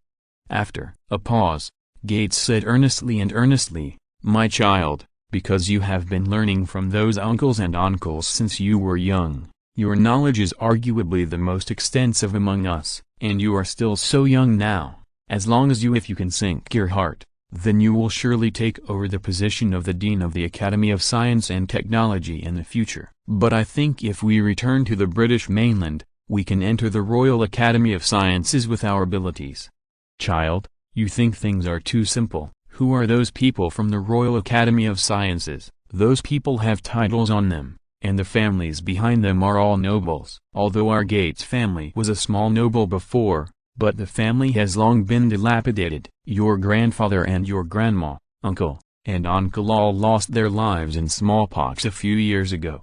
Now our family is only you, me and one of your aunts still alive, and your grandfather's baroniality has long been deprived of your majesty. Even if we go back, the day is definitely not as good as you think. And what you may not know is that even if we can actually join the Royal Academy, we must always face ubiquitous discrimination, oppression and even more insidious methods that are even more unbearable. Even if we go back, we must not only start from scratch, but also face various difficulties. The hardship is not as you can imagine. In contrast, we are here in heaven. Mary was silent for a long time before letting out a long sigh. Although he didn't speak, he took his father's arm and added a bit of strength. Chapter 612, Remuneration. Just as Bill Gates said to Mary, like their alchemists and scientists dug, pitted, abducted, deceived or even snatched from the European continent, each is the most precious property of the Yan Huang tribe. Before they came to the Yan Huang tribe, these scientists and alchemists had a common feature, that is, they had been driven to a dead end by their original life, seeing that if no one was in charge, they would have to throw their heads and shed blood. Whether it was the first 4 alchemists who followed the Stone Bear, or the 18 Arhats who came later, plus the scientists and alchemists who have been brought over by the Viscount Hank and the Fernando family in the past few years, they used to be mixed in the European continent. Lord, who can't go down. They have the ability, at least much better than most ordinary people, but in this era of Europe, scientists or alchemists have nothing to do. Unless the family behind you has enough strength, then you can become a man, a scientist who is truly admired by thousands of people, such as Newton, such as Cavendish. But in this era of Europe, most alchemists or scientists have no prominent background, and as scientists or alchemists, it is common to do experiments. But experimentation is a very expensive job, so if there is no support from prominent families, then these alchemists or scientists will inevitably embark on a road of no money to spend and no food to eat. After these people were tried by Stone Bear to get to the New World, their lives naturally became very good, and not only in terms of life, but in terms of scientific research. Shi Xiong is also doing the best of the tribe to support them. It can be said that after these scientists and alchemists arrived in the New World from the European continent, they were as happy as a mouse fell into a rice tank and a weasel into a chicken coop. However, human beings are emotional animals after all, and they have all kinds of needs. After a long period of such a comfortable life that is close to doing whatever you want, these scientists and alchemists will inevitably have other messy ideas. To say something ugly, after a long time of this kind of ease, it will make them heal their scars and forget the pain. But there is no good way to do this. Even if the stone bear is the happiest who wants to kill a few jumpers, he can't bear it. What the tribe needs most is them, to be precise, the knowledge in their brains, their hands-on ability and the ability to do experiments. Before the clan members of the tribe were cultivated, Shi Xiong really couldn't do without them. Therefore, after discovering that some alchemists and scientists were a little bit ready to move, Shi Xiong increased the supervision of all alchemists and scientists. Including the 4 great alchemists who followed the stone bear first, they are all within this kind of supervision. Shi Xiong is absolutely impossible to let them go now. Even if they want to let them go home, at least they will have to wait until the talents trained by the tribe can really take over the classes they hold. Prior to this, they all honestly did research in the Academy of Science and Technology. Want to go? No way. Even if you are passive and sabotaged, it's okay, but you just can't leave the clan. This is not what Shi Xiong did against a certain person, but against all European scientists and alchemists. Shi Xiong also has no choice, who makes the tribe's scientific research talents insufficient. It takes at least 7 or 8 years or even 10 years for the cultivated people to fully grow up. In other words, before the end of the War of Independence, these scientists and alchemists didn't want to return to the European continent. However, Shi Xiong did not blindly use such methods to treat these scientists and alchemists. At a meeting of all members of the Academy of Science and Technology, Shi Xiong frankly said to these scientists and alchemists from the European continent, it is absolutely impossible for you to leave the clan now. Don't forget who rescued you from the dire straits. If it weren't for the price I paid, I'm afraid that at least half of the people here will have gone. See your God. Ishikame's words didn't say anything about these people. Of course they understand that it would be really difficult for them to survive without the chief. Just like Hadrian Carlos, he was about to be sent to the gallows, but was rescued. This is a life-saving grace, so Carlos will be so desperate to build a ship in Norfolk. There are many people in situations like Carlos. Most of these people work very comfortably and don't have any messy ideas. But those who were fooled by the Fernando family and Viscount Henk had more thoughts, and Shi Xiong's words were mainly addressed to these people. However, if you are far from your hometown and come here to contribute to me and my tribe, I will not treat you badly. In all fairness, how are you living here? I can say to you without exaggeration, except not here, outside your hometown. Here, your life is much better than living in your hometown. Here, you don't have to worry about food or clothing, and are admired by thousands of people. In your hometown, I'm afraid you will always live. You can't get this kind of treatment either. If this is the case, why do some of you have other thoughts? It doesn't matter if you have other thoughts, but don't express it now. I need you to stay here and work for me for another 10 years, and bring enough successors for me, and I will tell you clearly www.wuxiaspa.com if anyone can do this. When you leave here in 10 years and return to your hometown, I promise you each of you can take away 10,000 pounds. The effect of these words is extremely powerful. These scientists and alchemists were originally people who couldn't get along in Europe. They came to the New World to be able to eat a bite of food. If you spend another 10 years, you can get a reward of 10,000 pounds. This is something they didn't even think about before. The pound sterling in this era is still very valuable. Ordinary workers work hard for a year, and the wages they get are only 10 pounds. A small noble family, busy for a year, can only earn 200 or 300 pounds. 10,000 pounds in 10 years, that is 1,000 pounds a year. This figure, only those middle-level noble families can make this money for a year. The reward given by the chief is far beyond their imagination. So, since that conference, most scientists and alchemists have settled down again. Even a small group of people still have other ideas, but they dare not express them easily. Mary Gates said that to her father because she was young and she really wanted to go to the Detroit fortress to see her compatriots in her hometown. But after Bill Gates' persuasion, Mary Gates returned to her original attitude. Anyway, this is always a good phenomenon. Chapter 613, Provocative. The Petroleum Research Institute, headed by Bill Gates and his daughter, is quietly conducting various experiments in Buffalo, striving to test out the magical oils that the chiefs said in a short period of time. Other scientists and alchemists are also doing various research and experiments in different positions, and at the same time they are doing their best to teach and follow their students from the Yanhuang tribe. During this period, Buffalo was harassed by the British and Continental Army. After all, the place occupied by Buffalo was too crucial. However, there is a mixed division stationed around Buffalo. Even if it is not the mixed 9th Division of the main force, the mixed 9th Division led by Amoka cannot be dealt with by the British and Continental Army. Amoka is an Osaki, the leader of a large tribe of the Osaki tribe. When the Grim Bears marched westward, the first target of the expedition after crossing the Mississippi River was the Osages. The Osages assembled a large number of tribesmen, and at the same time they pulled a large number of soldiers from their allies to stop the advance of the Grim Bear army. As a result, the hot air balloon became their nightmare.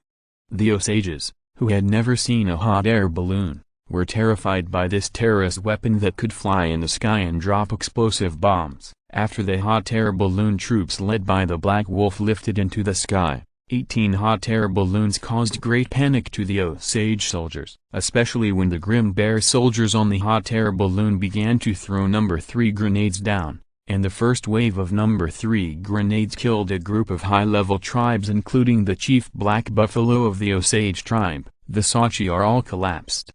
The violent Bear army defeated the Osages without any blood, and at the same time created a group of fanatics who worshipped the hot air balloon, the violent Bear army, and the legendary chieftain of the Son of God.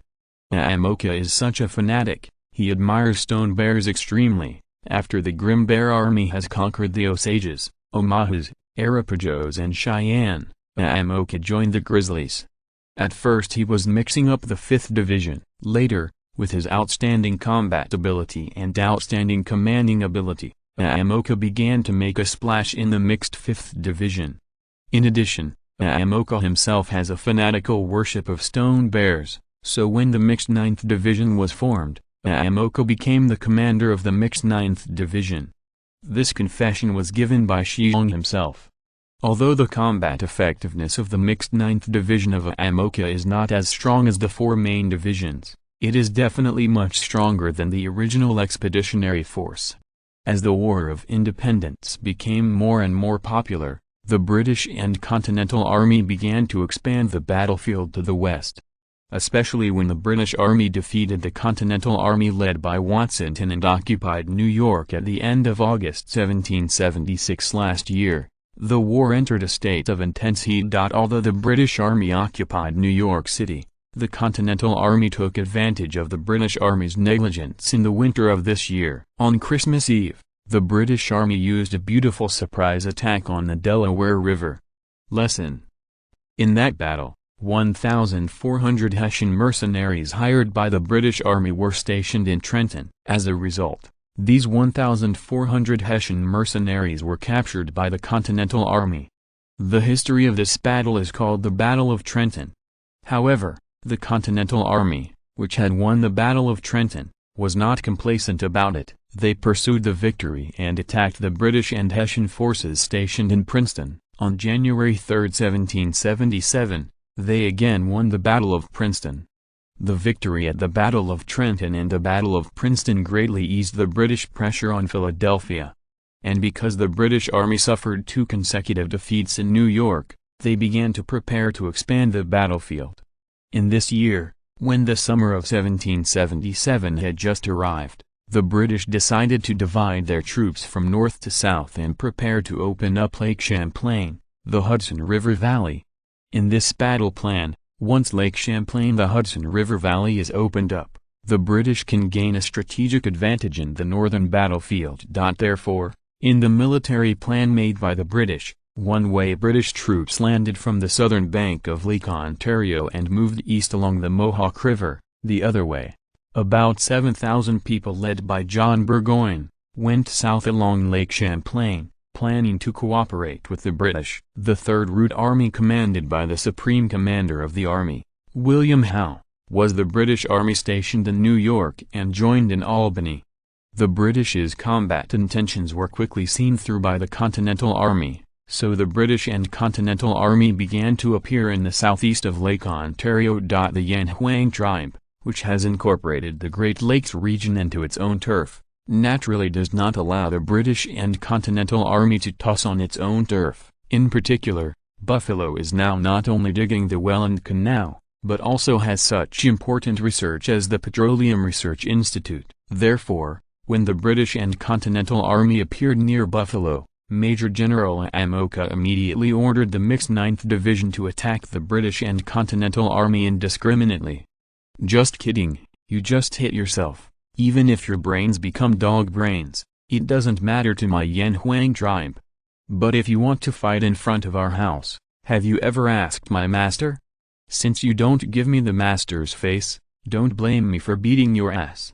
At that time, the British Army had about 1 regiment preparing to land near Rochester on the southern shore of Lake Ontario. www.wuxiaspa.com and the Continental Army also appeared there. It's just that the British Army and the Continental Army have never expected that Rochester is already an important stronghold in the Stone Bears plan, not to mention that Rochester is only more than 100 kilometers away from Buffalo in a straight line, and Rochester is away from the ancestral land of the Cherokee tribe. It is less than 100 kilometers. So the military action of the British and Continental Army was immediately regarded as a provocation by Major General Amoka, a serious provocation. Major General Amoka immediately questioned Colonel Alvin Alston, who was far away in the Detroit fortress, via radio, asking them why the British Army was carrying out military operations in the ancestral land of the Yan Huang tribe, and strongly warned Colonel Alvin Alston to let him know. He immediately notified the British Army to stay away from Rochester and land. Colonel Alvin Alston did not know the British military plan, and his family is now cooperating with the Yan Huang tribe. He didn't want to offend the Yan Huang tribe because of this incident. The proud aristocrats in the country didn't know how powerful the Yan Huang tribe was, but Colonel Alston, who was in the Detroit fortress, knew this. So he quickly sent someone to notify the commander of this military operation, but he was reprimanded by the commander. Since he was shameless, then Colonel Alston didn't care about it. The notice has already been notified, so don't blame me if you don't care about it. So, when the British regiment of about a regiment that had just landed near Rochester encountered the ready-made Continental Army, the British and Continental Army were immediately bombarded from unknown sources. If you're listening to this novel on a channel other than Fanfic World, it means they downloaded and uploaded it without effort. We cordially invite you to visit our channel, Mundo Fanfic Novelist. There you'll find the original version of this story and you can explore many other novels of various genres. We are waiting for you to immerse yourself in a world of incredible novels. Chapter 614, Shelling. The man who led the 88th Light Infantry Regiment of the Royal Army was Lieutenant Colonel Andrew Barnett of the Royal Army.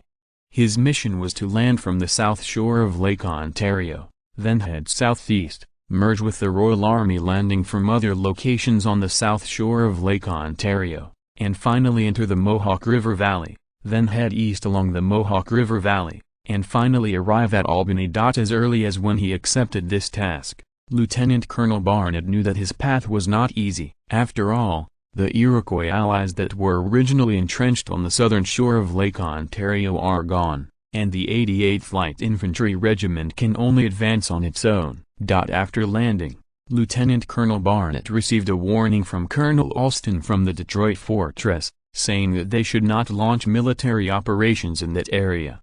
Lieutenant Colonel Barnett sneered at this. Although the rank of Colonel Alston is higher than him, Lieutenant Colonel Barnett really looks down on this kind of aristocratic child who relies on the strength of the family. The Royal British Army is an army that only the brave can join. It is a shame for those cowards to get into this sacred army.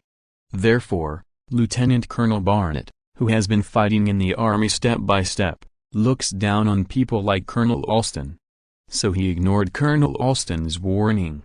But Lieutenant Colonel Barnett also wisely chose to set off along the scheduled route immediately after landing, rather than trimming it in place. Because he also saw the native Indian soldiers who appeared near the landing site. Although Lieutenant Colonel Barnett can't understand people like Colonel Alston, he is not a fool. He also knows the strength of the Cherokee that has suddenly risen in the New World in the past 10 years, and he does not want to provoke him, such a powerful enemy. Shortly after leaving the landing site and heading inland, the 88th Light Infantry Regiment encountered resistance from the Continental Army. The terrain on the south shore of Lake Ontario itself is not very flat, except for the small area near the lake, which is flat, and not far to the south is the mountainous area. The only place to pass east is the Mohawk Valley.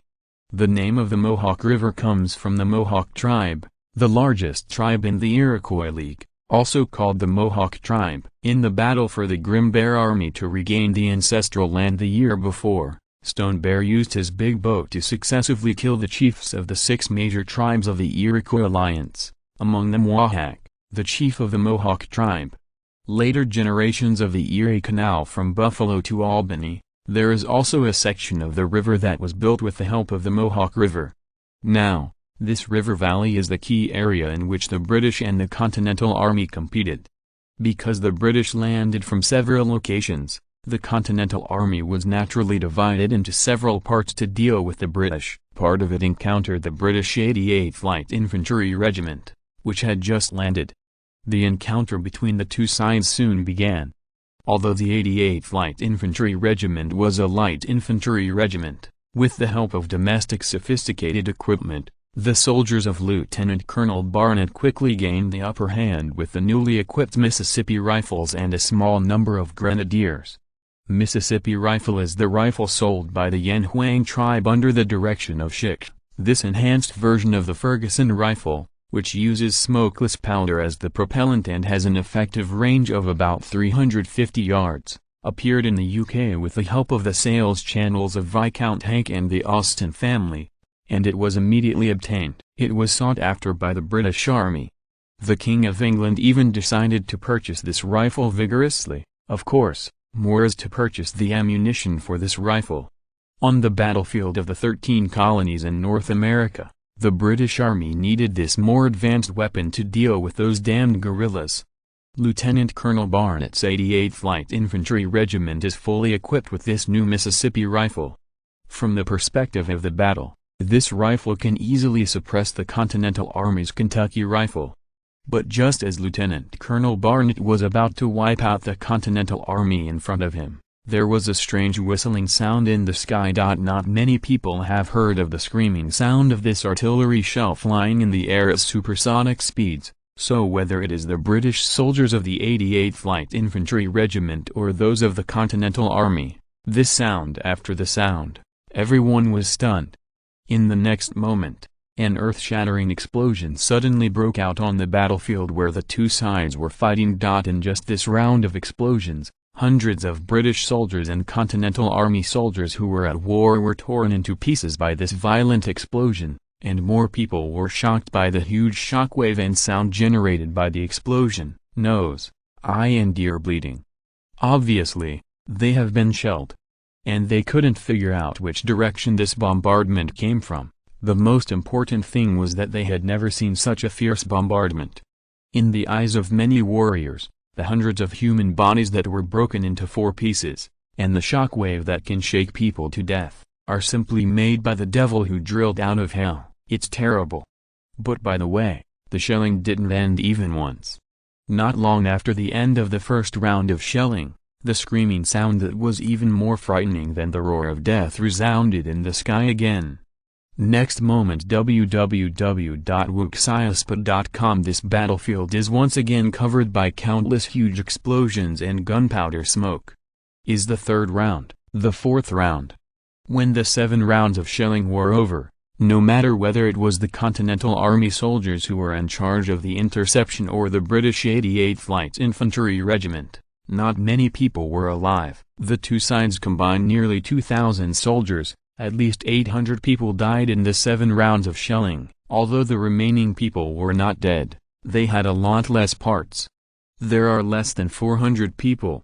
Whether it is the British Army or the Continental Army, they were all blown up by this sudden terrorist bombardment. As the highest officer of the 88th Light Infantry Regiment, Lieutenant Colonel Barnett had an extra piece of shrapnel on his right arm, and blood was flowing down his right arm. But he didn't seem to notice that he was injured. Looked stupidly at this battlefield that was even more terrifying than hell. What exactly happened here? No one knows what's going on, because neither the British nor the Continental Army can understand that there are people who can launch shelling from 7 kilometers away. Of course, they didn't know. At this time, at an artillery position 7 kilometers away, Major General Amoka, the commander of the 9th Division of the Grim Bear Army, spit out the cigarette in his mouth. His face was full. It is the color of excitement that can't be suppressed. In the artillery position next to Amoka, the muzzle of 12 105mm artillery guns and 18 76mm artillery guns of the 9th Division's artillery regiment was mixed, and the blue smoke that came out was faintly visible. Chapter 615, Dilemma. In the military plan made by the British, the Westward Army, that is, the British soldiers who landed from the southern shore of Lake Ontario, was led by Colonel Barry Street Redger. Lieutenant Colonel Barnett is the right-hand man whom Colonel Street Redger values very much. Therefore, Lieutenant Colonel Barnett was appointed by Colonel Street Redger. The 88th Light Infantry Regiment is an important team under Colonel Street Redger. Under the leadership of Lieutenant Colonel Barnett, this light infantry regiment will march from east to west to ensure the safety of the Westward Army. As a result, no one thought that when the 88th Light Infantry Regiment encountered resistance from the Continental Army, it was unexpectedly bombarded. There were only more than 200 healthy soldiers left in a regiment of 1,000 people. There were as many as dead and wounded soldiers. More than 800 people. When Major Street Redger saw this light infantry regiment that had been completely crippled, it was furious. But it doesn't matter if Colonel Street Redger scolds this guy. The 88th Light Infantry Regiment has been completely disabled. Before the battle plan of Colonel Street Redger was launched, the Westward Army had lost 1/5 of its strength. Damn it, who on earth attacked the 88th Light Infantry Regiment? Colonel Redger's roar echoed in the barracks, and the officers lowered their eyebrows and dared not answer. In the end, his adjutant whispered in his ear, "Sir, was it made by the Indian tribe?" In this neighborhood, apart from the Continental Army, only the native Indian tribe has such military strength. The adjutant's words calmed down Colonel Street Redger's emotions, and he lowered his head and thought for a long time before he smiled bitterly. The adjutant said that is very reasonable. As the highest military commander of the Westward Army, although Street Redger has been stationed in Canada, he has also heard of the rapidly rising Indian tribe. The most important thing is that Street Redger knows that at least half of his soldiers are equipped with the new rifle that was developed and manufactured by that tribe. There are also those small but powerful grenadiers, also made by that tribe. There is no doubt that in this wilderness, the only person who can carry out such intense shelling is the Indian tribe. Isn't that tribe's relationship with the British Empire has always been good? Why would they suddenly attack the 88th Light Infantry Regiment? As a colonel officer, and also the most powerful subordinate of Brigadier General John Burgoyne, Street Redger knows a lot of hidden things. For example, the Colonel Alvin Austin, who is now stationed in the Detroit Fortress, has had a good relationship with that tribe in the past 2 years. The Alston family behind Colonel Alston has a very good relationship with Brigadier General Burgoyne, especially Brigadier General Burgoyne's father-in-law, the still-alive Earl of Derby, and his relationship with the Alston family is even more impressive. Intimate. The Alston family obtained a lot of good things from the New World, and it is said that they were all traded from that Indian tribe. In addition to fur, other things like cigarettes, alcohol, salt and even weapons, the Alston family have been tossing about it for the past 2 years. As a member of the House of Commons and the highest military officer in Canada, Brigadier General Burgoyne has also made money in the past 2 years because of the relationship with the Austin family. In this respect, the Indian tribe had good relations with the British Empire, but why did they take action on the 88th Light Infantry Regiment? Couldn't figure out the key. Colonel Street Redig, and immediately sent someone to find Lieutenant Colonel Barnett. Andrew, what's the matter with you being attacked? Why did the Indian tribe launch shelling against you? Tell me about the whole process, including what happened before you landed. Although it was yourself, almost one of his capable subordinates was almost lost, and no one could bear such a loss, so Street Redige's tone was exceptionally harsh. You must know that in the Battle of Bunker Hill 2 years ago, only more than 200 soldiers were killed in the Royal Army, and only more than 800 were injured. But this time, it only took a few minutes to kill a light infantry regiment. This loss was even greater than that of the Bunker Hill battle.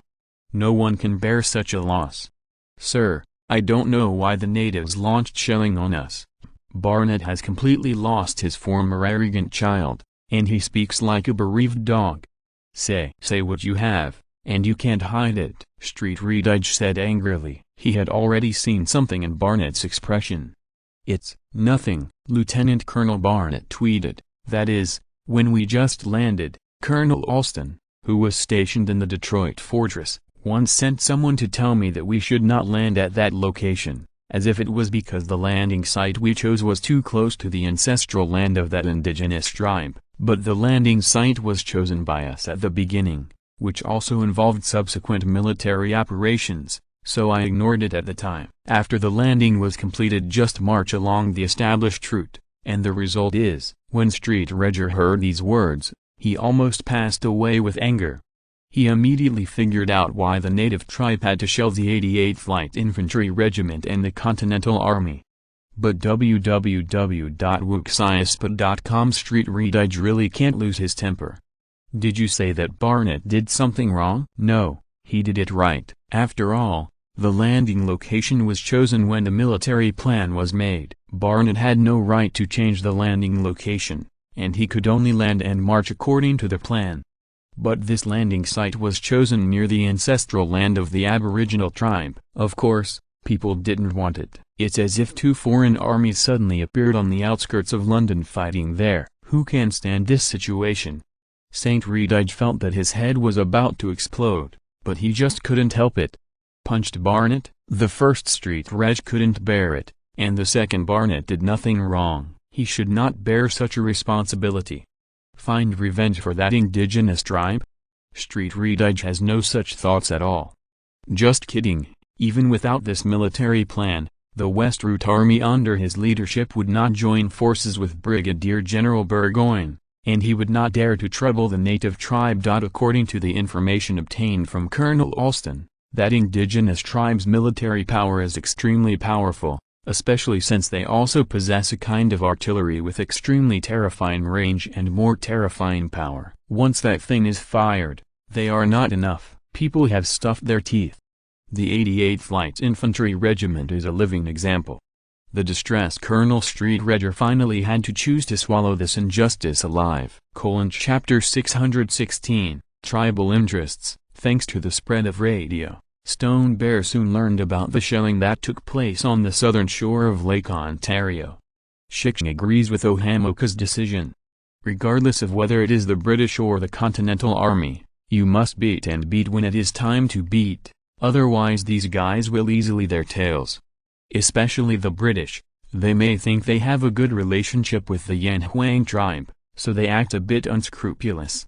Your grandmother is dangling. You are going south to try to open up Lake Champlain Hudson River Valley. I don't care about the battle plan, but why do you choose to land near Rochester on such a large area to the east of the Great Lakes? Don't say you didn't know that it was close to the ancestral land of the Yan Huang tribe.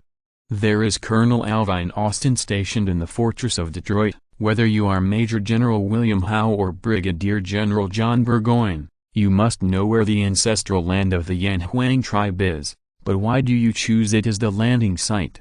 Are you trying to put eye drops on Lao Tzu? Still want to challenge Lao Tzu's bottom line? Since you are in the first year of junior high school, Don't blame Lao Tzu's soldiers for doing the 15th. Dare to fight in this kind of place. If I don't bomb you, you still think I'm muddled.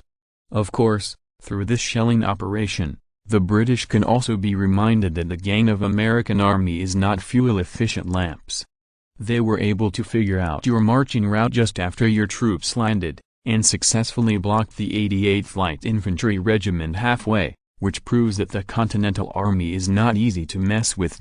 In the original historical time and space, perhaps because of the help of the Iroquois, Colonel Barry Street Redger, the highest commander of the Westward Army, did not encounter the resistance of the American army after landing. They were very relaxed. They marched east along the Mohawk River Valley until they reached the vicinity of Oriskany, when they were blocked by the Continental Army.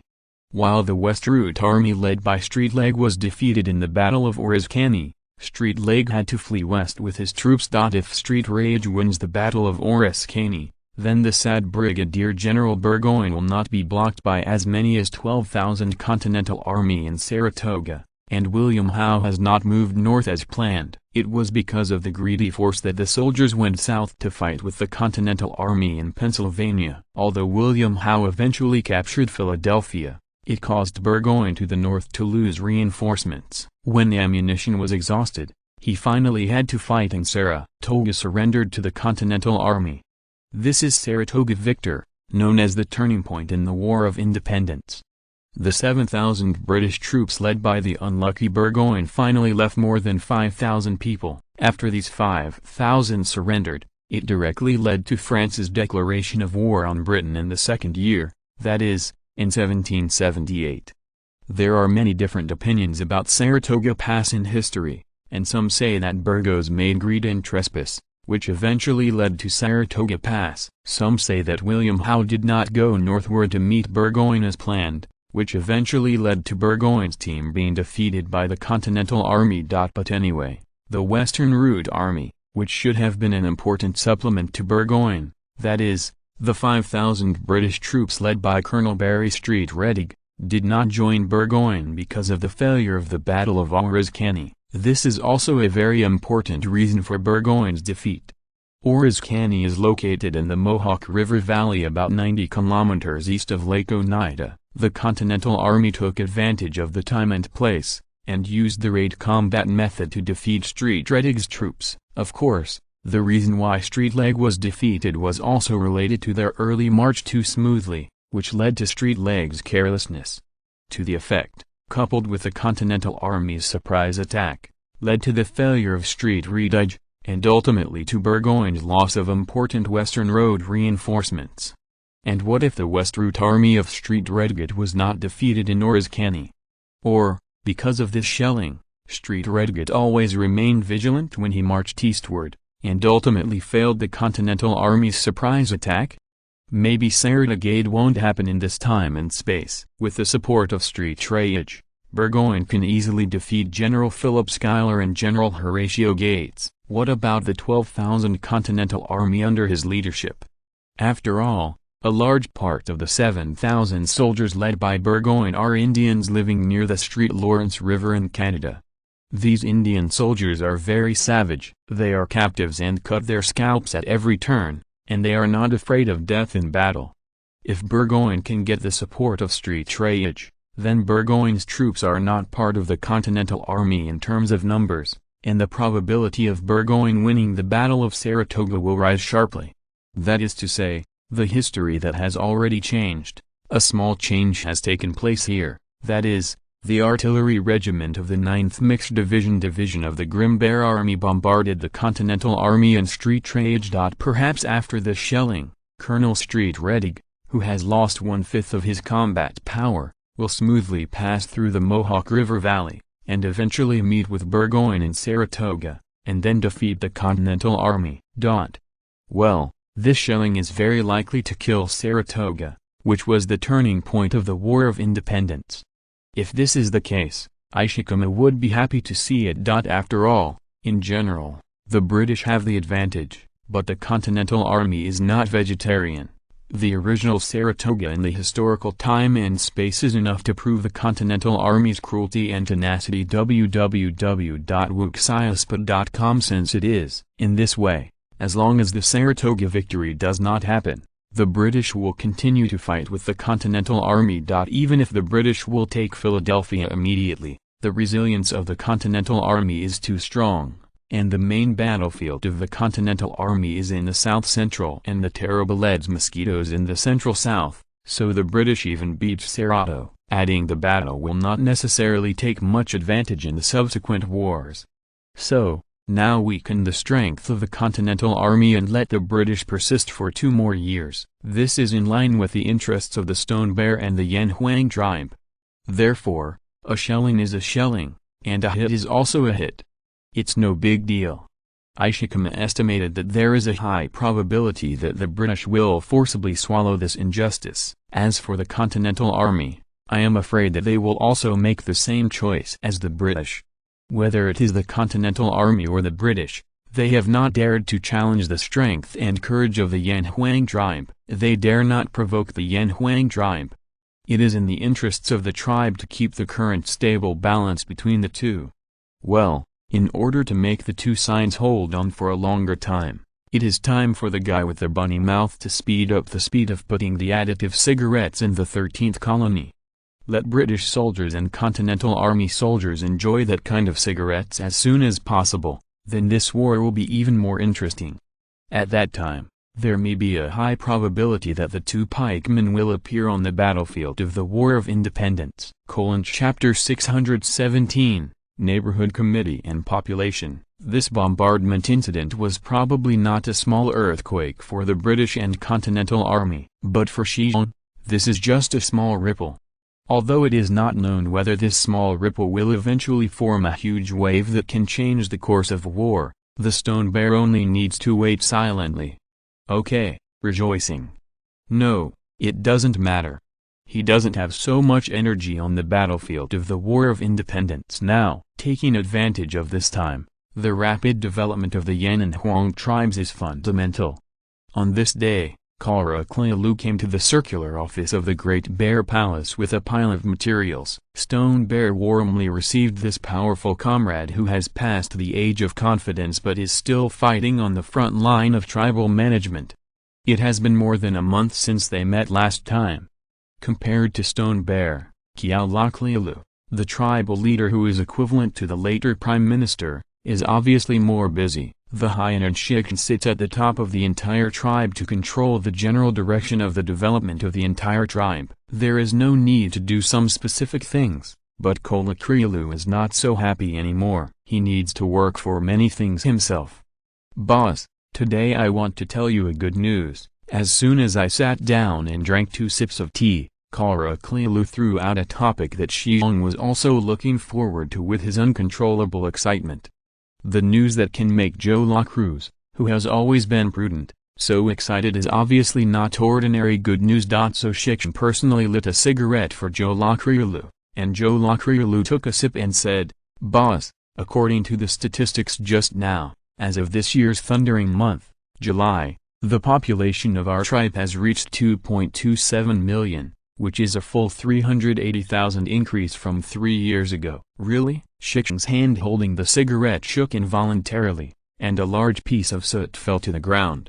Yes, boss, this number can stand the test. Our demographic system has been fully established this year, except for a very small number of tribes living in extremely remote areas. There are 187 gathering points of other sizes. In tribes, we all set up neighborhood committees in accordance with your instructions. Even those tribes living in extremely remote areas can count some approximate figures. So, this time through the demographic survey of all tribes, we have to the number of 2.27 million came out. This number can be recognized. Shi Xiong slapped his left palm with his right fist excitedly with a cigarette in his mouth, and nodded with a grin.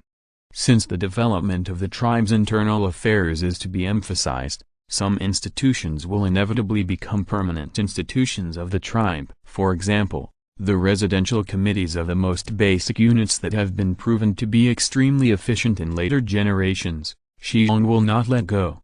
3 years ago, The residential committee, the most basic administrative unit, began to be promoted to all ethnic groups. Compared with the previous administrative positions such as tribal leader and gathering place leader, this neighborhood committee has more and more complicated tasks.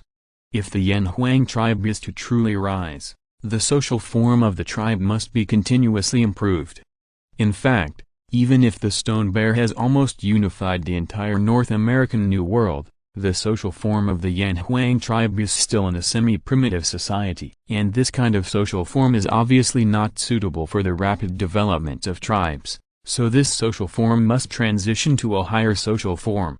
It's just that Shi Xiong knows that this transition shouldn't be too anxious. Therefore, when the tribe is renamed the Yanhuang tribe, the tribe's grassroots tribes and gathering places will still retain the former tribal leader and gathering place commander position.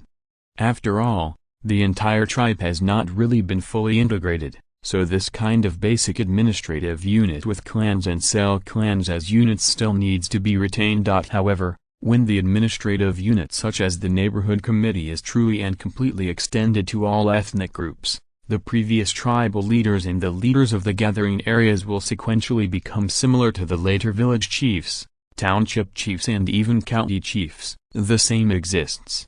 The leader of a tribe or a gathering place is still the chief executive of a tribe or a gathering place, but the power in their hands will be divided a lot by administrative units such as neighborhood committees. Neither the tribal leader nor the leader of the gathering place has the power to control the military power. The army is a force independent of the administration and is directly under the control of the Stone Bear and the Grim Bear army.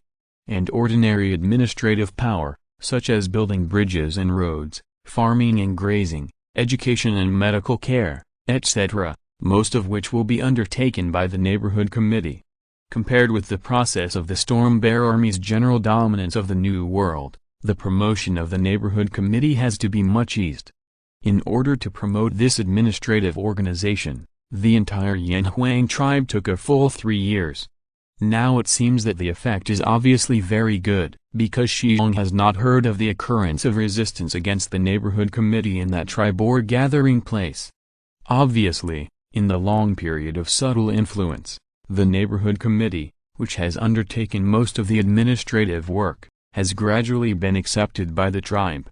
The neighborhood committee has many responsibilities. It can be said that the neighborhood committee must do all the work of a tribe. However, the neighborhood committee has no decision-making power, they only have the executive power. In other words, whether a job is to be carried out or not depends on the command of the leader of the tribe or the leader of the gathering place, but how to do it is entirely in the hands of the neighborhood committee.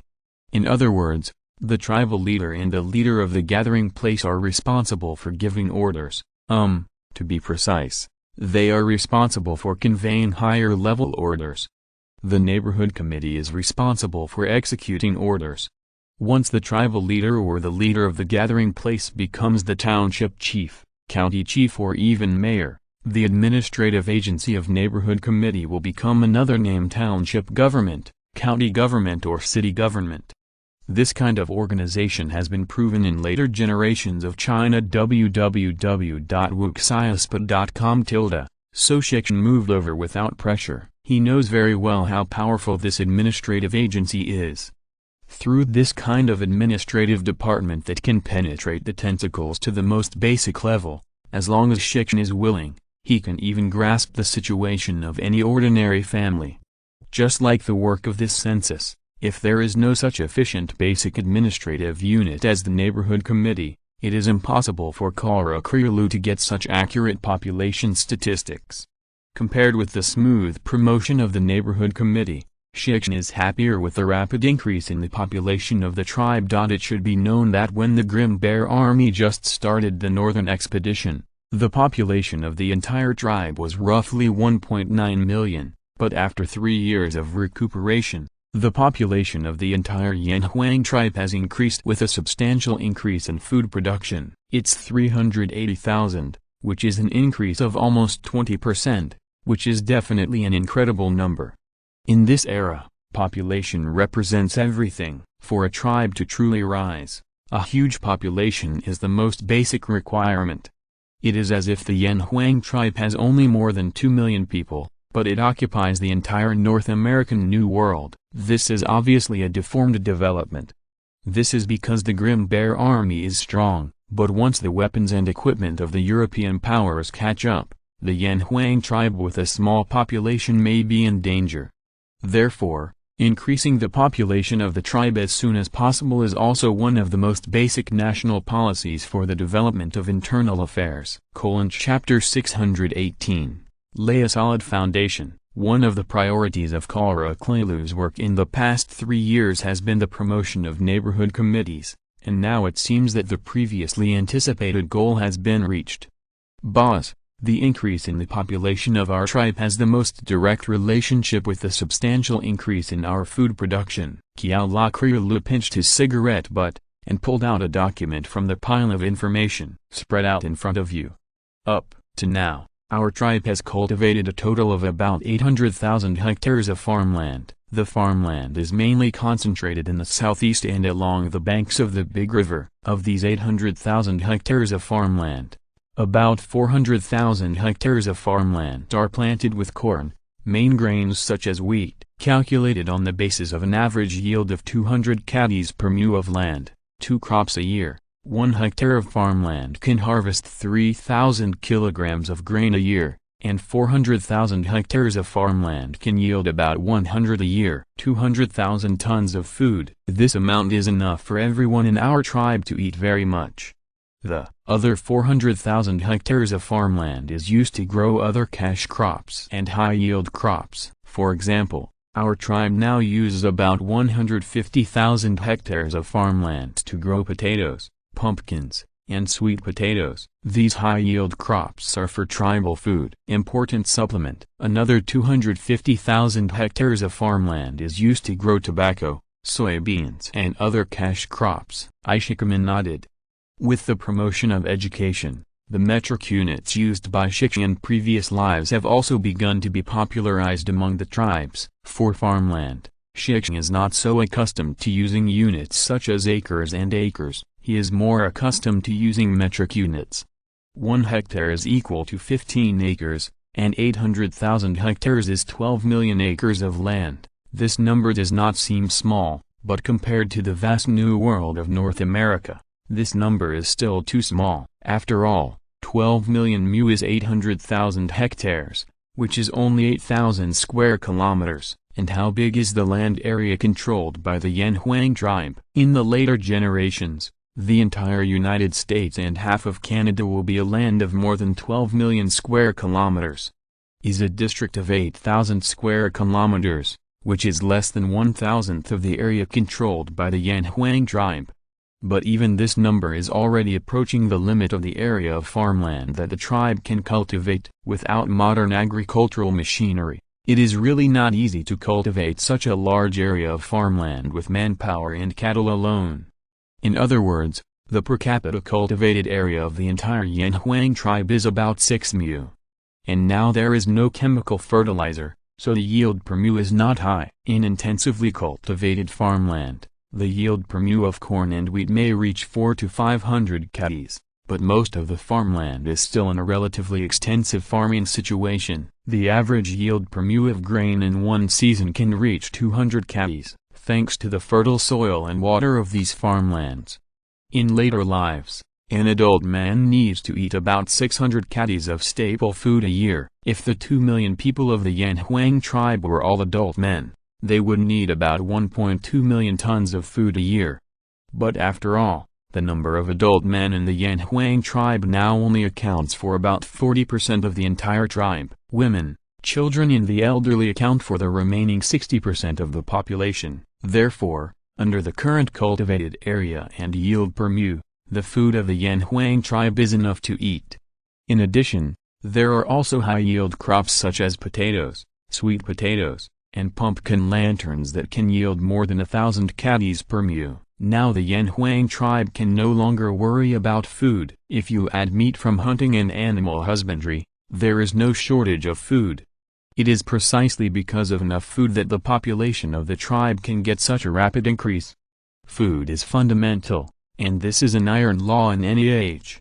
And as grain production continues to increase, the population of the Yanhuang tribe will increase. In turn, the population continues to increase, and more farmland will be reclaimed to continue to increase grain production. This is a complementary process. Boss, keeping the current status quo, I think that in another 10 years or so, the population of our tribe will double, Karakrilu said excitedly. Yes, the current situation is very good, and we must maintain this situation well. Jolacruz, you must also pay attention to this aspect when you train successors in the future. Increase food production. Increasing the number of people is the unshakable iron law of our tribe in this century, Shi Xiong said categorically. Don't worry, I know how to do this. Jolacruz looked very confident. Now I have found a few good seedlings among my men. If I look back, I will focus on cultivating them, and wait for me. The old one can't do it anymore. The next chief will have someone to succeed him. Haha, I can rest assured if you think so. The two men in control of the entire Yanhuang tribe lit another cigarette. Karakrilu said, in addition to population and food, the current traffic situation of our tribe has also been significantly improved. Now from Beijing to Beijing, the highways to the western capital and southern capital have been completed, and the road to the eastern capital has now been built to the Daqingshan industrial base. As for the highway to the northern capital, it will take several years. Well, don't worry about this. Our tribe's roads are not even in Europe. On the roads www.wuxiaspot.com we are already in the forefront of the world. Jolacruz nodded with a smile. Over the years, Jolacruz has been following Stone Bear, and he has long understood a lot of things, such as what the world looks like, and what is probably going on in Europe. So what Shi Xiong said, Karakrilu understood. Boss, there is still canal excavation work. At present, the Chicago Canal is about to be dug, but the Welland Canal is estimated to take 3 years. The length of the Chicago Canal is less than half of the Welland Canal, and there are natural rivers that can be used, so after 3 years of digging, it is inevitable that this canal will soon be dug through. Only the Welland Canal, which connects Lake Ontario and Lake Erie, can draw on less than 1/3 of the length of the entire canal, so it naturally takes more effort to dig it. However, once the two canals are dug through, you can take a boat from Shangjing to the Atlantic Ocean directly. At that time, the Great Lakes and the Mississippi River and the Atlantic Ocean will be fully connected. This is absolutely of strategic significance for the development of the tribe. Okay, continue to develop according to the current momentum. Don't be messy, keep your feet steady and walk steadily one step at a time. Don't worry, I have always paid attention to this aspect of things. And now these tasks have special personnel to take care of them. After these tasks are completely completed, these people will all grow up. Okay, just do it. There are about 6 or 7 years left for us now, and we must lay a solid foundation within this time. Chapter 619, Black Slave. Shi Xiong and Karakrilu talked deeply. The two giants of the Yanhuang tribe had in-depth exchanges around the current situation and future of the tribe. They even had lunch in the round office. As the dusk approached, Jolacruz was ready to stand up and leave, but at this moment, the Stone Bear seemed to think of something, and shouted at Jolacruz, who was about to walk out of the door. By the way, I heard that in the southeast of our country, there are often black corpses, transliteration, coming from over there. Have you heard of this? Shi Xiong's words made Jolacruz stop. He turned his head and looked at his boss and nodded affirmatively. I know about this, but the specific situation is not very clear. The information reported below is relatively small. What, does this matter affect our tribe? Shi Xiong nodded slightly, and said after a little thought, don't go, I'll call the rabbit's mouth over, he should know the situation in this regard. Hearing what Shi Xiong said, Jolacruz came back and sat opposite Shi Xiong. After Shi Xiong had given orders to his guards, he asked, Boss, the black papillary that escaped is very important. Shi Xiong rubbed his temples, took out a cigarette from the cigarette case and lit it and said, well, the black pistils taken from the African continent by Wasiku, if we make good use of it, it will be good for our tribe. It has a great stimulus effect. We did not pay attention to these black pterygium before, but it is not too late to pay attention. But the people of the tribe seem to be very unwelcome to those black corpses. The tribe believes that those black corpses were sent by demons. Except for a few people, the black corpses that escaped in the past stayed in some tribes, and most of the others went to the mines to dig. These black corpses also seem to be willing to go to the mines to mine, although they are a bit tiring. They can eat well there. Ever since the Cherokee tribe began to expand, especially after the lands of the Creeks and Pointons were taken down, black corpses have often escaped from the colony, and even now even the eastern capital of Norfolk has been separated by 3 to 5. Several black corpses ran over. These black corpses also seem to realize that a very powerful Indian tribe has emerged around them, and the colonists in those colonies seem to dare not provoke this powerful tribe, so the black corpses, which grow tobacco and food in the colonies, often fled here. Come on. This situation has been going on for more than 10 years now, and the number of black corpses that have escaped from the colony is now less than 10,000 or 8,000.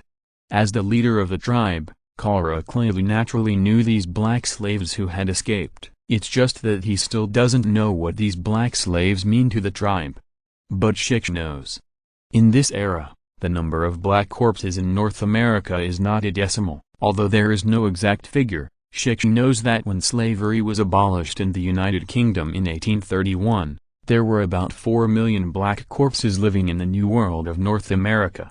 The number of black corpses may not be as good as 50 years later, but it is definitely not much less. After all, with the frenzied growth of labor demand in the 13 colonies of North America, beginning in the second half of the 17th century, the colonists who sold black puberty had begun to move the market from the West Indies to the New World of North America. Now North America New World is the largest sales market for black pterygium. Shi Xiong estimated that even if the number of black corpses living in the New World of North America does not have 4 million, at least 3 million, this number is even more than the number of colonists living in the 13 colonies of North America.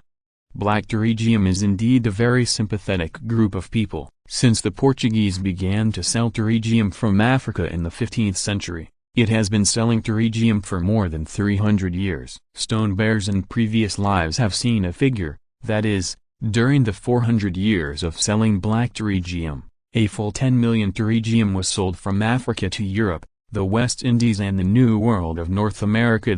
Judging from the proportion of 10 deaths in ships across the Atlantic for every successful delivery of a black pterygium to the west coast of the Atlantic Ocean, the entire African continent has at least more than one pterygium in the 400-year period of black pterygium trafficking. Hundreds of millions of blacks die. In contrast, the Spanish massacre of native Indians in Central and South America is nothing. These poor black corpses are really miserable. But for this situation, Shi Xiong had no other thoughts besides expressing his sympathy. After all, in the past, he did not have the ability to sell black corpses from Africa to the New World, nor did he have the ability to rescue millions of black corpses. But at this time, Shi Xiong has the power to liberate those black corpses. If all of the more than 3 million black corpses were liberated, the Yan Huang tribe would have more than 3 million additional labor. It should be known that the black pterygium traffic to the New World is mostly strong adult men, and the rest are young women, black women who are specially used to give birth to children. In any case, the labor force of more than 3 million is definitely a huge supplement to the current Yan Huang tribe. The most important thing is that as long as these black pterygium are fed and worn, they are still very obedient. These years of oppression by the colonists have long allowed these black corpses to develop into a submissive temperament. As long as these black corpses are given a bite of food, they will easily not resist, and their greatest resistance is often because they are not eating enough or being abused by their masters and sneaking out.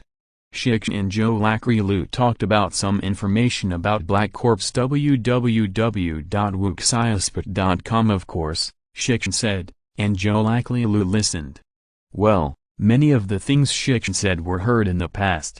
The speed of the rabbit's mouth is very fast, and not long after Shi Xiong and Gaoshu talked, the biggest intelligence leader of the Yanhuang tribe, is worthy of being an intelligence chief. Shi Xiong is just a mention of Black Dirigium, and Rabbit Mouth immediately began to talk about the situation of these Dirigium. The number of black corpses that have escaped from the 13 colonies in recent years has reached thousands of people. Most of these black corpses work in mines, and a small number of them work in the farmlands of some tribes. And the condition of these black corpses is roughly the same as Shi Xiong said. They are very honest. Just give them a bite to eat and give them a piece of clothing that can keep out the cold. These black corpses really work out one at a time. This is really not an exaggeration. After the Spaniards entered Central and South America that year, they originally wanted to traffic Indians living in Central and South America as slaves like black corpses. As a result, the Spaniards found sadly that the Indians did not want to be enslaved, and their resistance was strong. The most important thing is that the Indians are far less capable than the black corpses. One black corpse can even work for 4 Indians. It is because of this fact that the Spaniard finally raised the butcher knife against the Indian. Now there are at least 3 million black corpses who are particularly capable of working in the 13 colonies. How could Stone Bear let these people go? Chapter 620, Agitated. Boss, do you mean we can send someone to encourage these black papillary to defect? The rabbit licked his deformed upper lip, and asked with a hint of excitement on his face. Under the swaying light, the look of the rabbit's mouth looked a bit hideous. Yeah, Shi Xiong nodded affirmatively. It is not the best time for us to tear our faces with the Americans and the British, but we can't just let these black corpses go, Joe La Cruz also said before. Now, the development of our tribe requires a lot of labor, but our tribe's own population alone can hardly meet the labor force needed for the rapid development of the tribe. Therefore, we must find a solution from the outside world. Those black corpses, I think it is a very good source of labor. Joe La Cruz nodded with a smile. Obviously, he also agreed with his boss's approach. Okay, let me do this thing. I promise to do it well, Rabbit's Mouth said cheerfully. For him, he is quite familiar with such deceptive things. Don't even think of him as a terrifying intelligence chief, but after years of training, Rabbit Mouth has long developed an incredible skill. And this kind of thing that is temporarily unavailable on the table is also most suitable for people like him who always walk on the dark side. Rabbit Mouth, when doing this, you must be careful not to expose us. Don't you have a lot of Vasiku under your hand? Let them change their heads to do this. Boss, I understand this. Even if you don't tell me, I plan to do this. Why should I raise so many Vasikas? In recent years, as the Yanhuang tribe has become stronger and stronger, some colonists who can't get along in the 13th colony have also sneaked to the territory of the Yanhuang tribe to survive. Compared with other colonists, these colonists are relatively honest, so Shi Xiong turned a blind eye to the actions of these colonists. After the 13 colonies are laid down in the future, these European first movers will still be needed to integrate the colonists of the 13 colonies. Let them live better now, and they can also form a role model in the future. For these foreign population, the Rabbit Mouth will naturally not let go. Over the years, he has already developed many powerful men among the colonists who sneaked over. How did you get the information from the 13th colony when you were a Rabbit Mouth? Kiao La Krilu also smiled and said, Rabbit Mouth, throw all your people out, and go quietly to the plantations in the southeast to agitate the black Dirigium. Well, in fact, I think if we add some Dirigium working in the mine, the effect of agitation may be better. Rabbit's Mouth slapped his thigh in excitement, and smiled and thumbed Joe La Cruz. Boss, this method of the commander is very good. I need your authorization to go to the mine to find some clever black corpses to help me. Shi Xiong smiled faintly and nodded. I'll leave this to you. Just do whatever you want. After thinking about it, Shi Xiong said, I will let Dasu's mixed 7th Division cooperate with your work. When your work begins, the garrison range of the mixed 7th Division will continue to expand. As long as those black papillary escape after entering the defense zone of the mixed 7th Division, they are completely safe. The 7th Mixed Division is now stationed in the southeast of the tribe. The division leader Dasu was also a member of the Gaoshu tribe. Joe Lakrilu clapped his hands and laughed. Yes, the 7th Division with the big spear is sitting there, and the owners of the plantations dare not come to find fault. The rabbit's mouth also said, "This is definitely a good way." Well, don't those Vasichus and black corpses all yearning for heaven? Then I will mobilize my people to vigorously promote the good life of our side, and let those Vai both Chu and Hickson knew that there was a real heaven not far from them. The three of them just chatted with each other, until the dead of night, and then they decided on a plan that could be implemented. The goal was to encourage as many black papillons as possible to flee towards the Yanhuang tribe in the plantations in the southern part of the 13th colony. Rabbit mouth, let's do it like this. This is done, brother, I will give you a big credit. In the end, Shi Xiong happily clapped the board. Because this matter still cannot be put on the table now, only the three of them know about today's discussion. There is no record left. This kind of thing that is not right, God knows and the earth knows, you know that I know it is enough, there is no need to let more people know about it. Rabbit's mouth moved quickly. Not long after this day's discussion ended, in the defense area where the 7th Division was stationed, one after another began to run over from the east, and not only the Black Corps, some white people also flee from there to the Yanhuang tribe. Obviously, although the War of Independence has started, not all colonists like to fight Britain. The most important thing is that everyone knows that once this war starts, it will be deadly. Now the war has not spread to the southern region of the 13th colony, but now the Continental Army does not have an advantage in the northern battlefield. Sooner or later the British will come over. Once the British do come over, they don't care if you are an agent of the Continental Army, and thieves are like combing. www.wuxiaspa.com. Soldiers are like great. Once the war spreads to the south, no one will care who you are and what you have done. Once you let those gangsters see your property, the property will be robbed of it, and the loss of the wealth will be the most serious. In addition, people with bunny mouths continue to spread rumors here, so many white people have moved westward.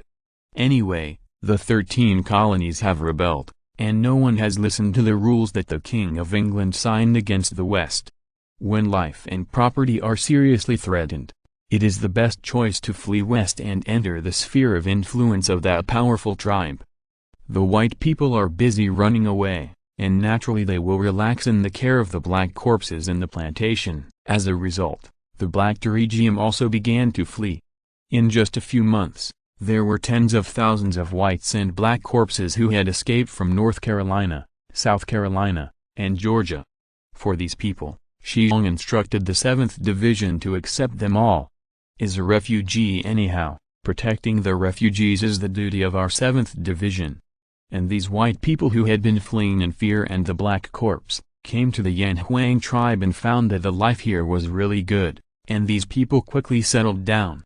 When they crossed the border and entered the Yanhuang tribe, they all saw the power of the mixed 7th Division. With such a powerful armed force for protection, these refugees are relieved.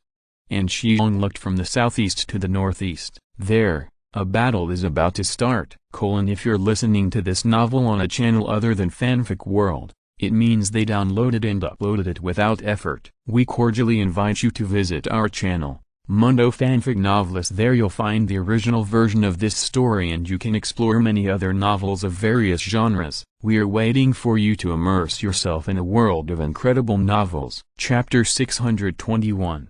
Another unexpected variable. At this time, it was the late summer and early autumn of 1777. In the original historical time and space, Brigadier General John Burgoyne, the highest British military commander in Canada, had already been blocked by the Continental Army near Saratoga. In the original historical time and space, William Howe, who has been promoted to the highest military commander of the British in the New World in North America, should lead his subordinates north to meet Burgoyne, and Barry Street Redger, who came from the west, should also rush to Albany and Burgoyne converged. If these three route armies all marched in accordance with a pre-made military plan, then Saratoga victor should not have appeared in history. But it's a pity that the plan never keeps up with the changes. Street Redig, who landed from the southern shore of Lake Ontario and marched eastward along the Mohawk River Valley, was attacked and defeated by the Continental Army near Oriskane, and Street Redig led the remnants to flee west.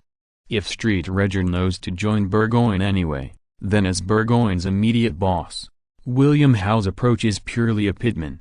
This guy led his soldiers south to attack Philadelphia, and he threw Burgoyne to Saratoga hundreds of miles away. In any case, under various circumstances, John Burgoyne resisted the Continental Army with 7,000 people near Saratoga, and eventually ran out of ammunition and food after 2,000 people died, finally surrendered with the white flag, and created the famous Saratoga victory in history. And in this historical time and space, the Stone Bear who has been paying attention to the northern battlefield has discovered some differences.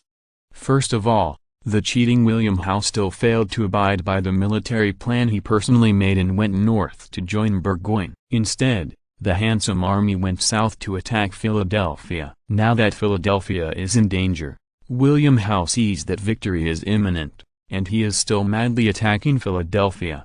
And John Burgoyne captured the important military fortress at the northern end of George Lake, the fortress of Ticonderoga, more than 2 months ago.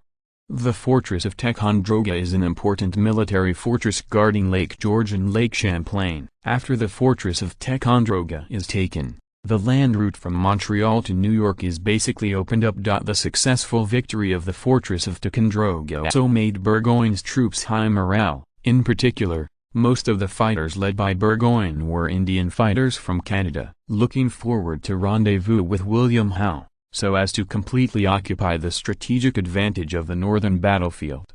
After repairing the fortress of Ticonderoga for a period of time, Burgoyne led his army to continue south along Lake George as planned. The widest place of this long and narrow lake formed by glacier erosion is less than 7 kilometers. And the narrowest place is just over 1 kilometer, but the length is more than 50 kilometers. There are hundreds of meters high mountains on both sides of the lake bank, and marching is not easy. The high morale supports the soldiers of Burgoyne's army, and there are many Indians in his army, so this kind of march in the deep mountains and old forests did not cause Burgoyne too much difficulty. There is a military fortress at the southern end of Lake George. It was during the last French-Indian War. At that time, Major General William Johnson led the Indians in an ambush at Lake George and defeated the French, and built George at the southern end of Lake George. Fort George and Ticonderoga Fortress north and south guard the north and south ends of Lake George. However, there were not many Continental Army troops stationed in Fort George. Before Burgoyne's troops arrived at Fort George, the defenders there fled. Take down Fort George without a bloodbath, which made Burgoyne full of confidence, and he immediately led his army to the south. But near Saratoga, about 50 kilometers south of Fort George, Burgoyne's 7,000 soldiers met head-on and headed by generals led by General Philip Schuyler and General Horatio Gates, a huge Continental Army composed of 12,000 soldiers, and they also have Brigadier General Benedict Arnold's troops watching for assists. Burgoyne is not a vegetarian either. He immediately built a defensive position on the spot, relying on his geographical advantage to fight against the Continental Army. This time was September 19, 1777, 7 days before William Howe captured Philadelphia. In the original historical time and space, Burgoyne, a ruthless man, was stupefied by the 7,000 soldiers who resisted the Continental Army's attack for nearly a month, until October 17. Burgo, who had run out of ammunition and food and had no reinforcements, after paying for the death of more than 2,000 soldiers, I finally had to raise the white flag. Among the 2,000 dead soldiers, 600 were British soldiers, and the remaining 1,400 were Indian fighters brought by Burgoyne from Canada. However, in this time and space, Burgoyne's head-on blockade from the Continental Army and William Howe, who led his army to attack Philadelphia in the south, are no different from what happened in the original historical time and space. Reg's westward army launched the shelling in advance, so that the colonel, who was tragically failed in a sneak attack due to carelessness in the original historical time and space, did not encounter the defeat of the Battle of Oriskany early in this time and space. Because of the shelling, Street-Leg increased his vigilance. When his Western army arrived near Oriskany, his scouts discovered the Continental Army hidden in the mountains on both sides of the Mohawk River. Colonel Street-Leg decisively issued the order to attack, and more than 4,000 westward troops drove away more than 1,500 Continental troops who were preparing for a sneak attack. The Oriskany victory that should have occurred in historical time and space disappeared. www.wuxiaspa.com An unexpected variable appeared again. The victorious Major Street-Leg led his remaining 4,000 West Road Army soldiers to continue eastward along the Mohawk Valley, and on September 17, they rushed to Synecta, about 20 kilometers away from Albany, the fortress nearby. Schenectady Fortress has been built for 110 years. It is an extremely important military fortress in the lower Mohawk River Valley. Together with the Albany Fortress, this fortress guards the upper reaches of the Hudson River Valley. It is worth mentioning that this Schenectady Fortress will develop into a big city in later generations. Well, that famous General Electric was born in this city. Albany is about 60 kilometers from Saratoga, and Schenectady Fort is 40 kilometers from Saratoga. Only when Street-Leg came to Schenectady Fortress, he found that there were not many Continental Army garrisons here, and the scout he sent out also found that Albany didn't seem to have much Continental Army. How is this going? The careful and vigilant Street-Leg did not venture to Albany. After all, this is the territory of the Continental Army, and he is not enough to see it. Street-Leg asked the soldiers to expand the search range, and then a few days later, his Indian soldiers brought him bad news.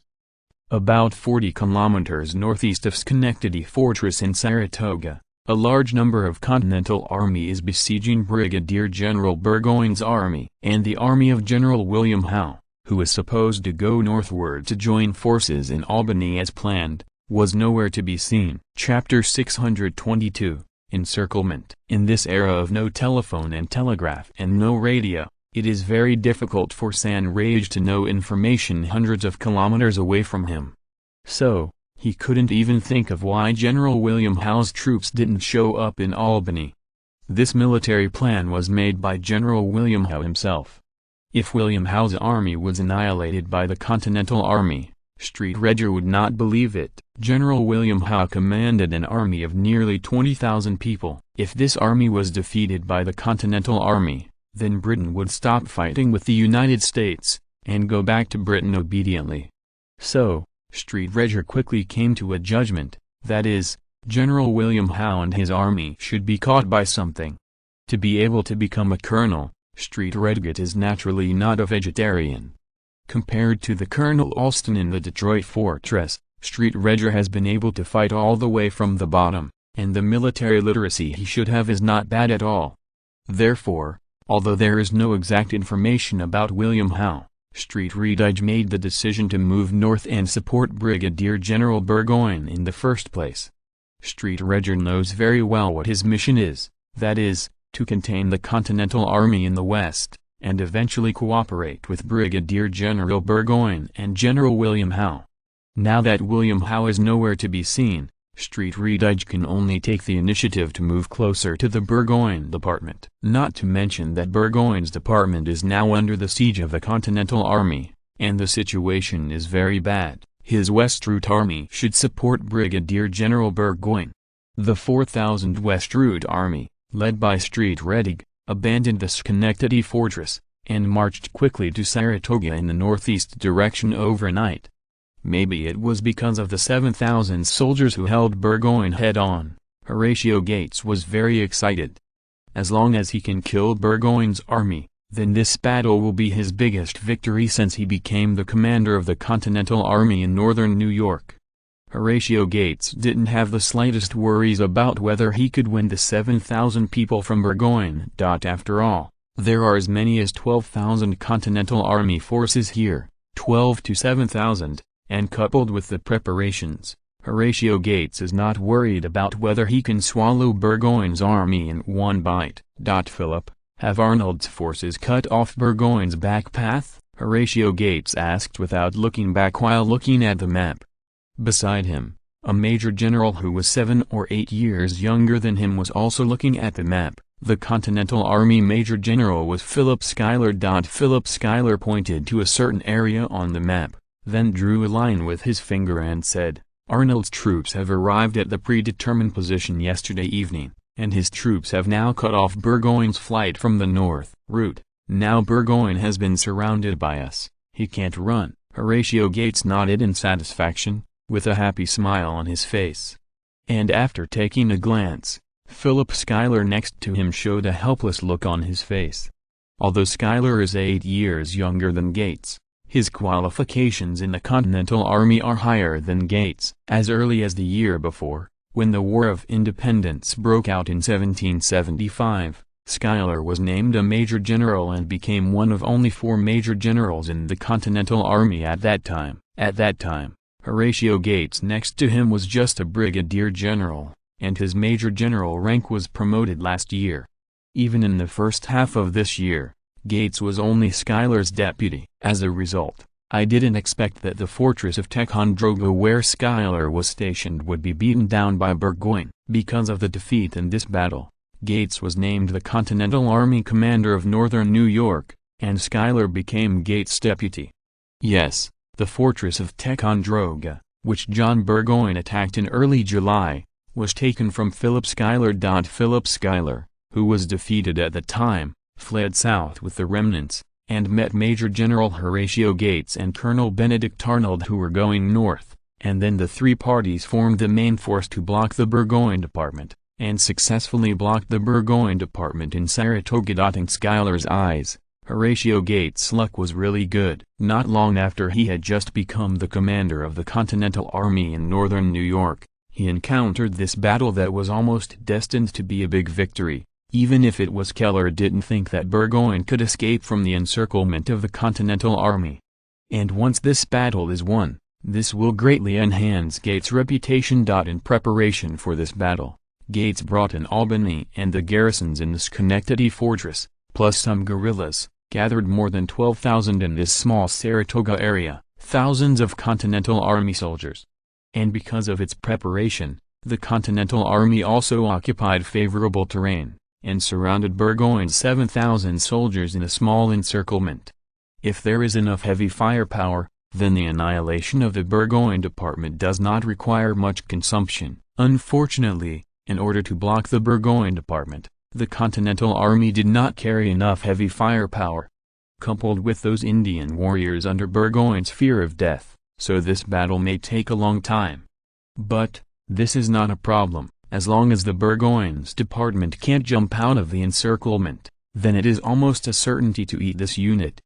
William Howe's main force is in Philadelphia, hundreds of kilometers to the south, and it is absolutely impossible for William Howe to rescue Burgoyne's department and the other British army that landed to the west. www.wuxiaspot.com also had the Continental Army on the way against them. It can be said that in order to eat the Burgoyne department, Gates has done his plan to the extreme. From Horatio Gates' eyes, the Burgoyne department in front of him is a bear that has fallen into a trap. There is no reinforcement outside, and the internal ammunition is in short supply. Sooner or later, this bear will be killed. It's just that Horatio Gates didn't expect that the British westward army that should have been blocked halfway in his eyes had already broken through the ambush, and was now quietly killing the Continental Army in the dark. Flank? Saratoga is located in a valley and plain about 5 or 6 kilometers wide. To the east of Saratoga are Lake Saratoga and the Fish River, and to the east there is the wider Hudson River. To the west of Saratoga, there are the endless tall mountains of the Adirondack Mountains. The highest peak of New York State, Mount Massey, is in this mountain. As long as the north and south ends of this valley and plain are blocked, the Burgoyne department will not be able to run.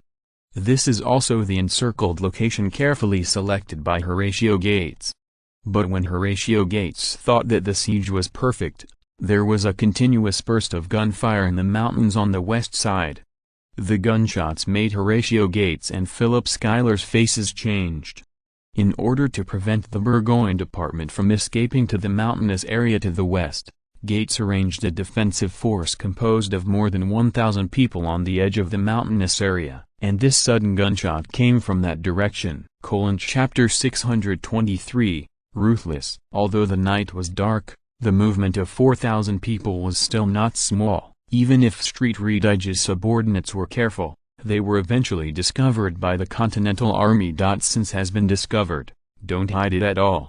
Similar to the situation in the Burgoyne Department, the Street Redger Department is also mostly made up of Indian warriors. His 5,000 men only had 2 infantry regiments composed of British soldiers. As a result, the 88th Light Infantry Regiment was maimed by a shelling from the 9th Division of the Grim Bear Army. Among the remaining soldiers in the Street Redger Department, there is an infantry regiment composed of 1,000 British soldiers, and the other 3,000 are Indian fighters drawn from Canada. In the mountains and forests of the dark night, these Indian warriors are furious when they fight. The hunting skills trained in the mountains and forests all the year round have played a huge role here. The 1,000 soldiers deployed by Horatio Gates to the west are not the elite of the Continental Army. Most of these soldiers are guerrillas composed of farmers and bankrupt small craftsmen. Their combat effectiveness is limited, but relying on their condescending geographical advantage, once the Burgoyne Department wants to flee west, they can resist for a period of time and act as an early warning, so Gates arranged it there. But what Gates didn't expect was that the enemy would have reinforcements, and the reinforcements even touched them from behind their buttocks. The Street Trages Department took advantage of the night to rush, and immediately rushed to the west to disperse the 1,000 Continental Army. And Burgoyne is not an idiot either. When he heard the gunshots and screams of killing from the west, he knew that Street Leg was coming. Therefore, he immediately gathered all his subordinates and charged to the west with the fastest speed. Thanks to the Continental Army who surrounded the Burgoyne Department, the soldiers of Burgoyne Department were all waiting for them, so the assembly speed was extremely fast. Just a few minutes after the gunshots from the west rang out, Burgoyne's department had already begun to rush towards the west. Although the crescent moon in the sky is not bright, it is enough for the soldiers of Burgoyne to see the way under their feet. Coupled with the support of a desire to survive, this made Burgoyne's fighters rush hard. Horatio Gates arranged the main forces at the north and south ends of Saratoga. There were only 1,000 low-combat guerrillas in the west as an early warning. As a result, these 1,000 people were in Street Trage and Burgoyne. Under the hedge, it immediately fell apart. Except for dozens of unlucky guys who got their feet in the charge, and a dozen more unlucky ones who were hit by stray bullets, the remaining 6,000 soldiers of Burgoyne's department rushed into the west with little loss. The Adirondack Mountains. When Horatio Gates rushed to the western borderline with soldiers, all he saw were the gray-headed soldiers. The most unlucky thing is that in this night attack, the 1,000 soldiers also lost more than 100 people. Was rushed out of the encirclement by Burgoyne, which made Horatio Gates furious. But no matter how angry he is, there is no way he can do it. People have already escaped. This is an indisputable fact. Moreover, if the poor do not chase, Gates still knows the truth about Lin Mo. In this case, Gates could not and dare to chase. But Horatio Gates did not give it in vain. Now that the Burgoyne Department has joined the reinforcements, the number of British people has exceeded 10,000 at least, which is enough to fight the Continental Army. Especially the Continental Army is not as good as the British in terms of equipment, so once it really fights, although the Continental Army has a slight advantage in numbers, it really may not be able to beat more than 10,000 British soldiers. Therefore Horatio Gates decisively issued the order to retreat. Since Burgoyne's tiger is not trapped, he must guard against the tiger's head and bite. Therefore, the best choice now is to withdraw troops, and then continue to choose a good place to fight again. Horatio Gates may not know the phrase defeat before you win, but he still understands the same truth. Considering the worst results and working towards the best results, this is also the military literacy that an outstanding general should possess. Horatio Gates' choice to withdraw troops is undoubtedly very correct under the current circumstances, but it is a pity that Horatio Gates wants to retreat, but John Burgoyne still refuses to agree. Don't look at later historians who gave John Burgoyne the nickname Gentleman Johnny, but that's because Burgoyne began to play art in the later stages of his life, and he also wrote a very famous drama. But in fact, before John Burgoyne was defeated at Saratoga, this guy was an out-and-out lunatic. This can be seen from his early resume. Burgoyne's background is very good, no matter who his father is. It is undeniable that Burgoyne's family is very rich. This guy later served as a soldier, but he abducted his classmate's sister when he didn't agree with him. This guy took the kidnapped sister paper and went straight to France for romance, but almost angered his father, the Earl of Derby, to death. This guy took the kidnapped sister paper and wandered outside for 11 years before he ran back to England, and then reconciled with his father-in-law, Earl Derby. Earl Derby said he was helpless, and I didn't want to reconcile. Now, I don't want to recognize this son-in-law. The Earl of Derby is a very capable person. I'm reading www.hookenshoe.com also has a great influence in the UK. So under the activities and influence of the old father-in-law, Burgoyne was promoted again, and then led his subordinates on the battlefields of France and Portugal. He was elected as a member of the British House of Commons as a hero.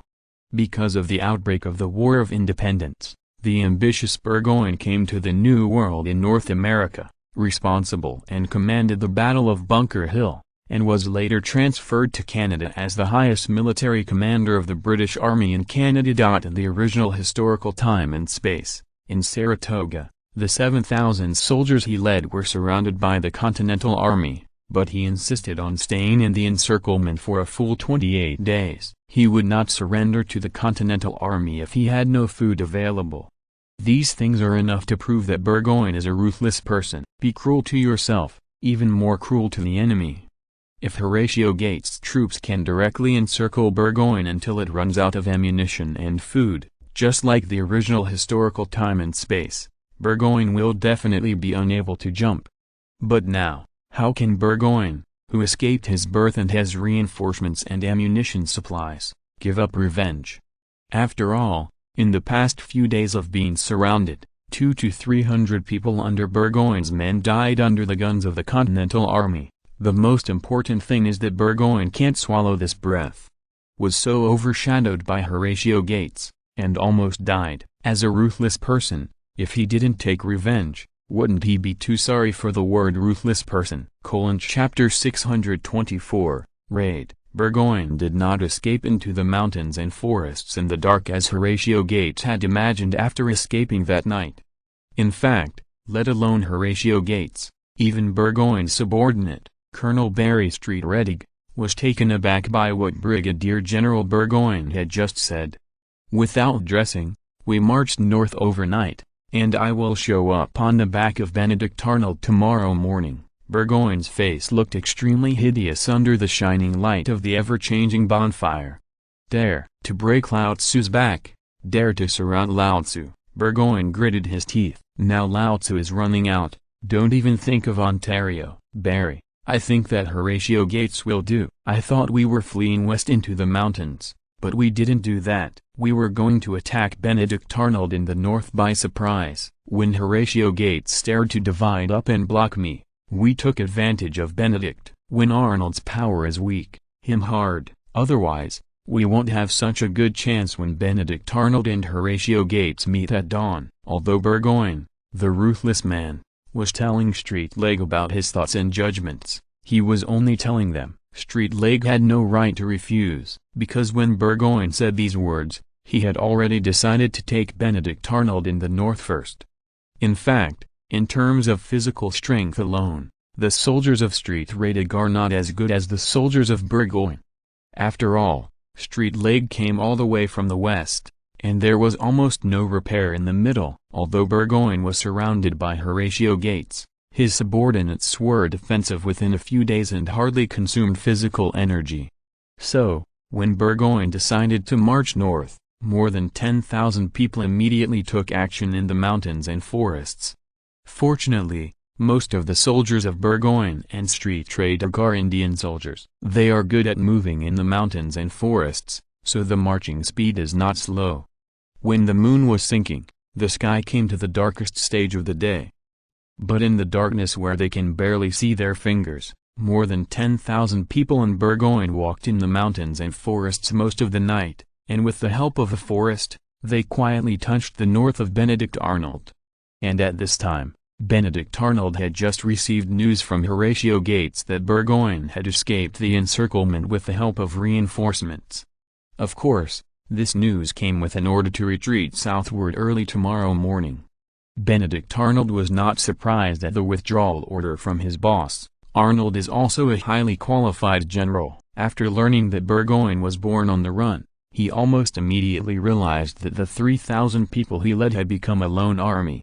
Although his side is not very far from the main force of General Gates, it is only a few kilometers, but in this case, it is undoubtedly the safest plan to join the main force to the south. The most important thing is that Arnold knows that the newly appointed General Horatio Gates is very unwelcome to him. In previous military operations, Gates showed his hostility and even maliciousness, all made Arnold a little scared. If he didn't pay attention a little bit, maybe the Gates commander would do something worse. This is not Arnold's random guessing of Horatio Gates's mind, because this is the fact.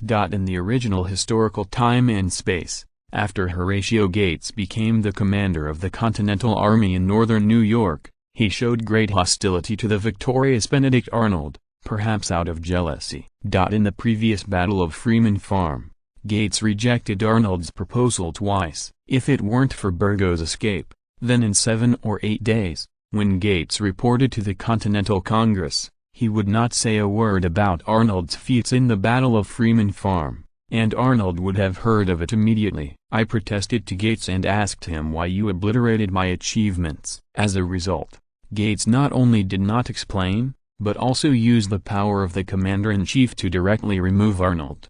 Yes, in the original historical time and space, Arnold was so aggrieved by Gates. Even Saratoga Jade did not benefit Arnold much, because all the benefits were swallowed by Gates. This is also why Arnold will betray the Continental Army to join the British Army at a critical moment in the War of Independence, becoming the most famous traitor in American history. But anyway, Colonel Benedict Arnold, who is only 36 years old this year, is truly an out-and-out genius in the military. Excellent military literacy and innate keen judgment immediately made Arnold realize that the 3,000 people he led are in a very dangerous situation. So, Arnold immediately decided to move closer to the main force at dawn. It's a pity that Arnold, who has always been known for his decisive and precise judgments, made a misjudgment this time because of the weather. www.wuxiaspa.com. He really did not expect Burgo to be born on the run because of this ruthless man. Immediately after the day, I took advantage of the night to touch my side. So, when most of Arnold's warriors were still asleep, a brief but extremely tragic battle started suddenly. In order to block the route of Burgoyne's northward withdrawal, Arnold chose to set up a blocking position in a valley. With the help of favorable terrain, the 3,000 Continental Army is sufficient to resist Burgoyne's northward retreat. Arnold's choice was correct, but it was under the premise that Burgoyne was surrounded. Now Burgoyne escaped, and this narrow valley became Arnold's halberd. 10,000 angry soldiers condescendingly launched a surprise attack on 3,000 people, and most of those 3,000 people were still asleep. The scene can be imagined.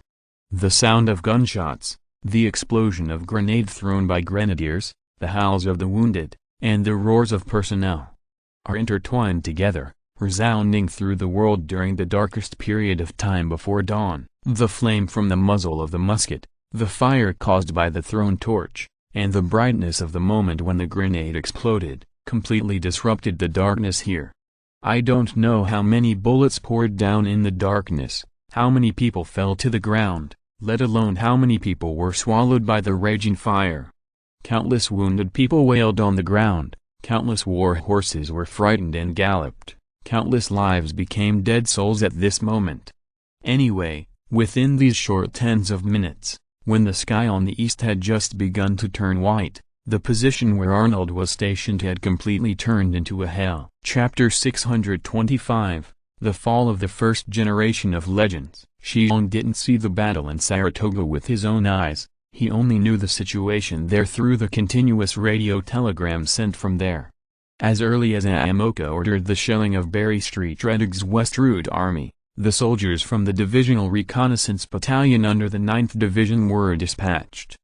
These were elite soldiers who were originally scouts, but were later collectively renamed as scouts. There are several people in a team, each with a radio station, and thanks to the successful research and development of dry batteries, the radios used by the soldiers of the Grim Bear Army are powered by dry batteries, and there is no need to use a hand-cranked generator to power the radio as it was a few years ago.